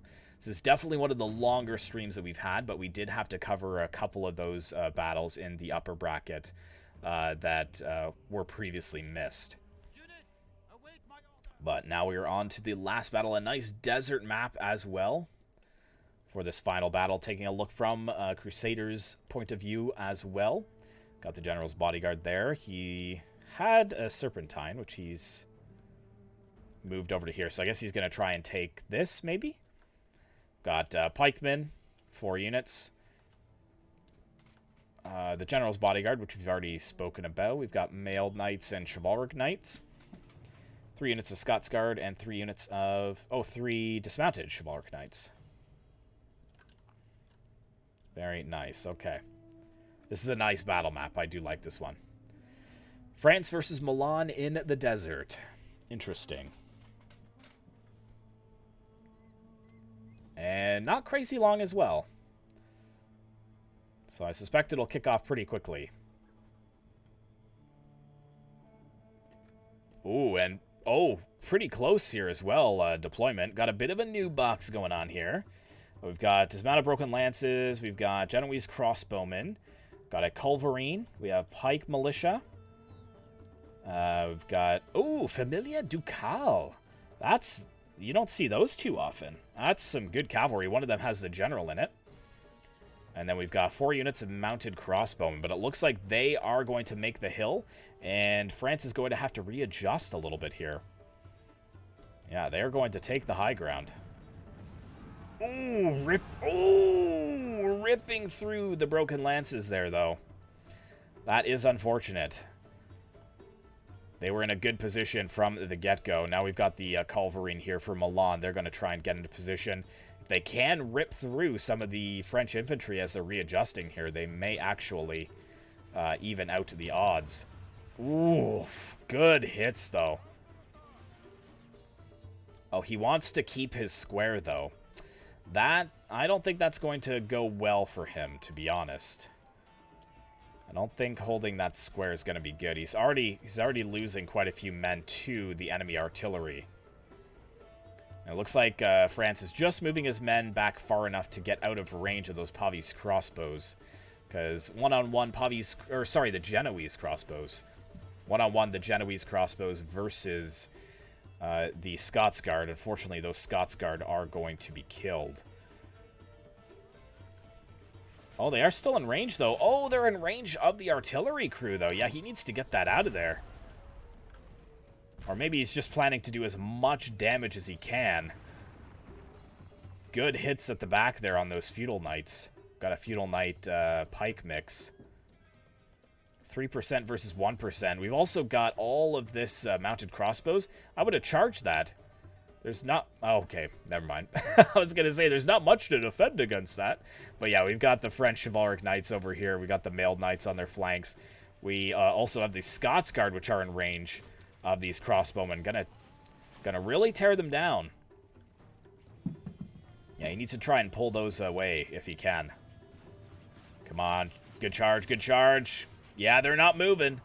Nicely done there. Good charges from the Chivalric Knights there. That's good. Yeah, 7% to 4%, so good cost-effective charge there. He's just got to quickly get out of there before the Genoese crossbowmen begin firing at his cavalry. We've got the Familia Ducal. They're moving probably to this higher slope here on the hill. And, okay, yeah, that Serpentine has been taken out of commission there. Look at all this cavalry here. Very even odds still, though. Okay, we've got the Genoese crossbows moving forwards. We've got the Scots Guard moving forwards as well. And the Mailed Knights are being picked apart over here. Look at the crossbows with their armor-piercing damage. Just slaughtering these two units. That's very unfortunate. And we do have the Familia Ducal there as well. The Familia. Okay, yeah, even now, those crossbows, yeah, destroying these Mailed Knights here, really evening the odds from early on. Good charge from the Mailed Knights, but don't think that'll do too much against this cavalry. This cavalry is very good. Very heavily armored. Yeah, Mailed Knights disengaging there. This one's disengaged as well. We've got the Chivalric Knights kind of coming around the flanks. And the Culverine is now firing at the French. I hope he doesn't take any friendly fire there, though. Yep. saw that happening a mile away. Yeah, he's going to have to push it into a position a little bit better than that.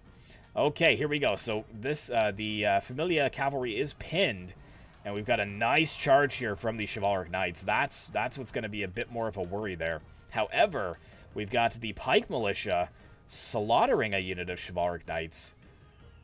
Maybe he thought he could get them with their pikes when they weren't down, but clearly that was not the case. That whole unit was annihilated. But yeah, this Familia unit is not doing so well. Please say it's not the one with the general in it, though. And it is not, so he is still very safe, which is good.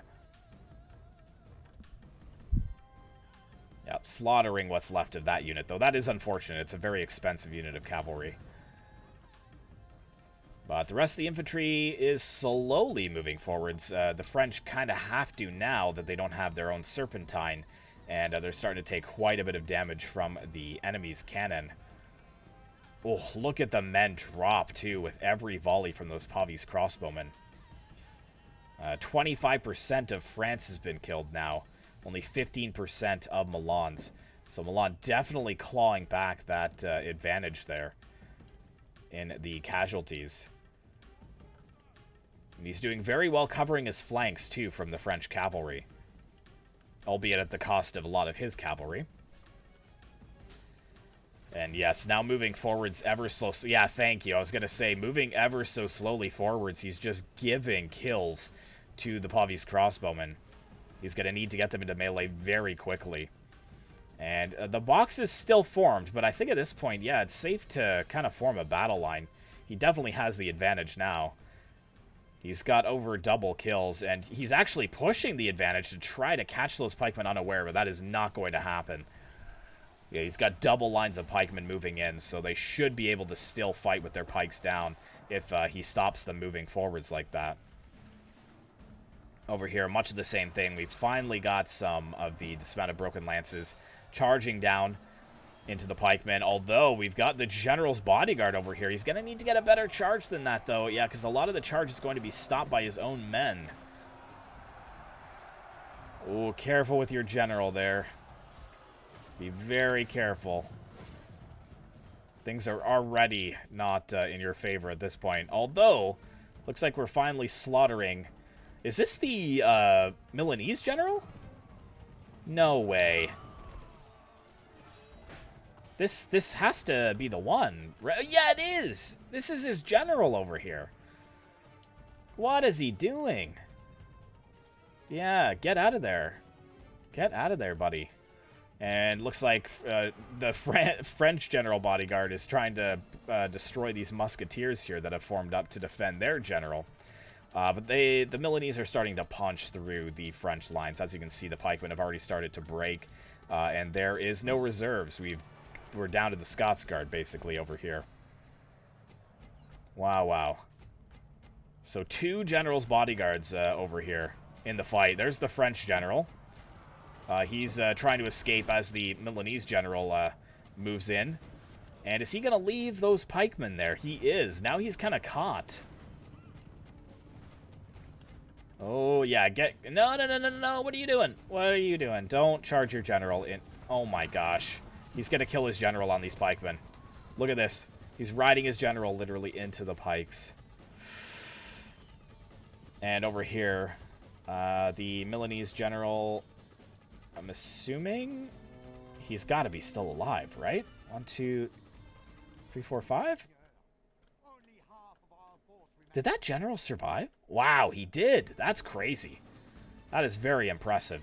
Anyways, taking a look at the rest of the front line here, the melee is still very fierce. There is very fierce fighting here between Milan and France on this hilltop. But okay, well, the French general is slain there, so probably by the musketeers or the Genoese crossbowmen. But I would say it was in Milan's favor anyways. Looking at 60% of the French army killed and only 30% of Milan's. Well done. So that means that Vandergrift throwing away the second battle and then coming back in the third and playing very well indeed. So I don't know why he did that. Maybe it was like a map that he didn't really want to fight on. And it was a pick that his opponent was able to choose, so he just decided to throw it away and hopefully gain a win in the third one. But that's kind of a risk. Like, I feel like he could have probably done well if he had brought, you know, 2 serpentines. He had brought some of the good archers that the Moors have. The only thing he wouldn't have had access to is pikes, which I could understand, but I could understand him being worried fighting France, who definitely does have access to pikemen, but anyways, it doesn't seem to have mattered too much, because it looks like he will be able to win this fight. Coming down to the final bit here. But yes, I do believe that general's bodyguard is dead. Is he? Oh, no, he's right here. Nice. Okay, so that must have been the other Familia cavalry unit that we saw. It must have returned from routing. Okay, so the Milanese general is here. Look at him victoriously returning to the hilltop, covered in the blood of his enemies. And I do hope that he doesn't charge his general in and get him killed right before the end of the battle, because that's definitely something I would do. Or actually kill him with your own artillery. That would be extremely unfortunate if he did that.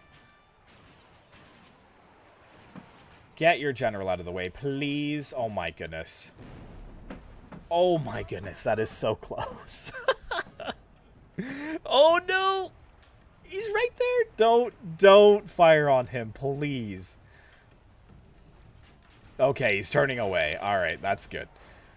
Oh man, that would have been... I mean, without the general, he would still be fine, but that would have just been disastrously hilarious. Look at the French retreat as the Italians push them from the slopes back into the desert from whence they came. Well done, Milan. Good fight. And good fight to France as well. He really pushed with the cavalry early on. But unfortunately, his infantry was just overwhelmed. Nice job. And he is still alive, that general, right? Yeah, he moved him to the back. Well done. Well done. And we've got one more unit returning, but it's clear. Yeah, clear victory there. Unfortunate. Yeah, so a lot more men there for Vandergrift as Milan. Casualties inflicted. Scots Guard doing quite well. 2 of them almost 100 kills. 1 of them almost 200. And Chivalric Knights 133. And that is it for this very extensive stream. We had quite a few very good battles there. Let's just go ahead and show you the end with Vandergrift with 2, Crusader 909 with 1, so he's moved up to face Mark Vinicius in round 2. Envy, what's going on, buddy? Yeah, thank you. Yeah, first stream back after quite a few months, so I appreciate you tuning in there at the end. But that is everything for the stream, so like I said, I do hope to try to get a couple more of these streams out this week, just because after 4 months, this tournament has long been over, and the English players are eagerly awaiting their battles covered. So I will try to get them out as quickly as possible. But thanks so much, guys, for tuning in. You know, being gone for so long, it's really refreshing to see you guys coming back right away and tuning back in. And I do apologize that I was away for so long, and hopefully that won't happen here in the near future. But take care, guys. Hopefully you guys have a good rest of the week. And to all the Canadians that watch the channel, happy Thanksgiving to you. And hopefully you guys had a safe and enjoyable holidays. I'll see you guys in the next one. Take care.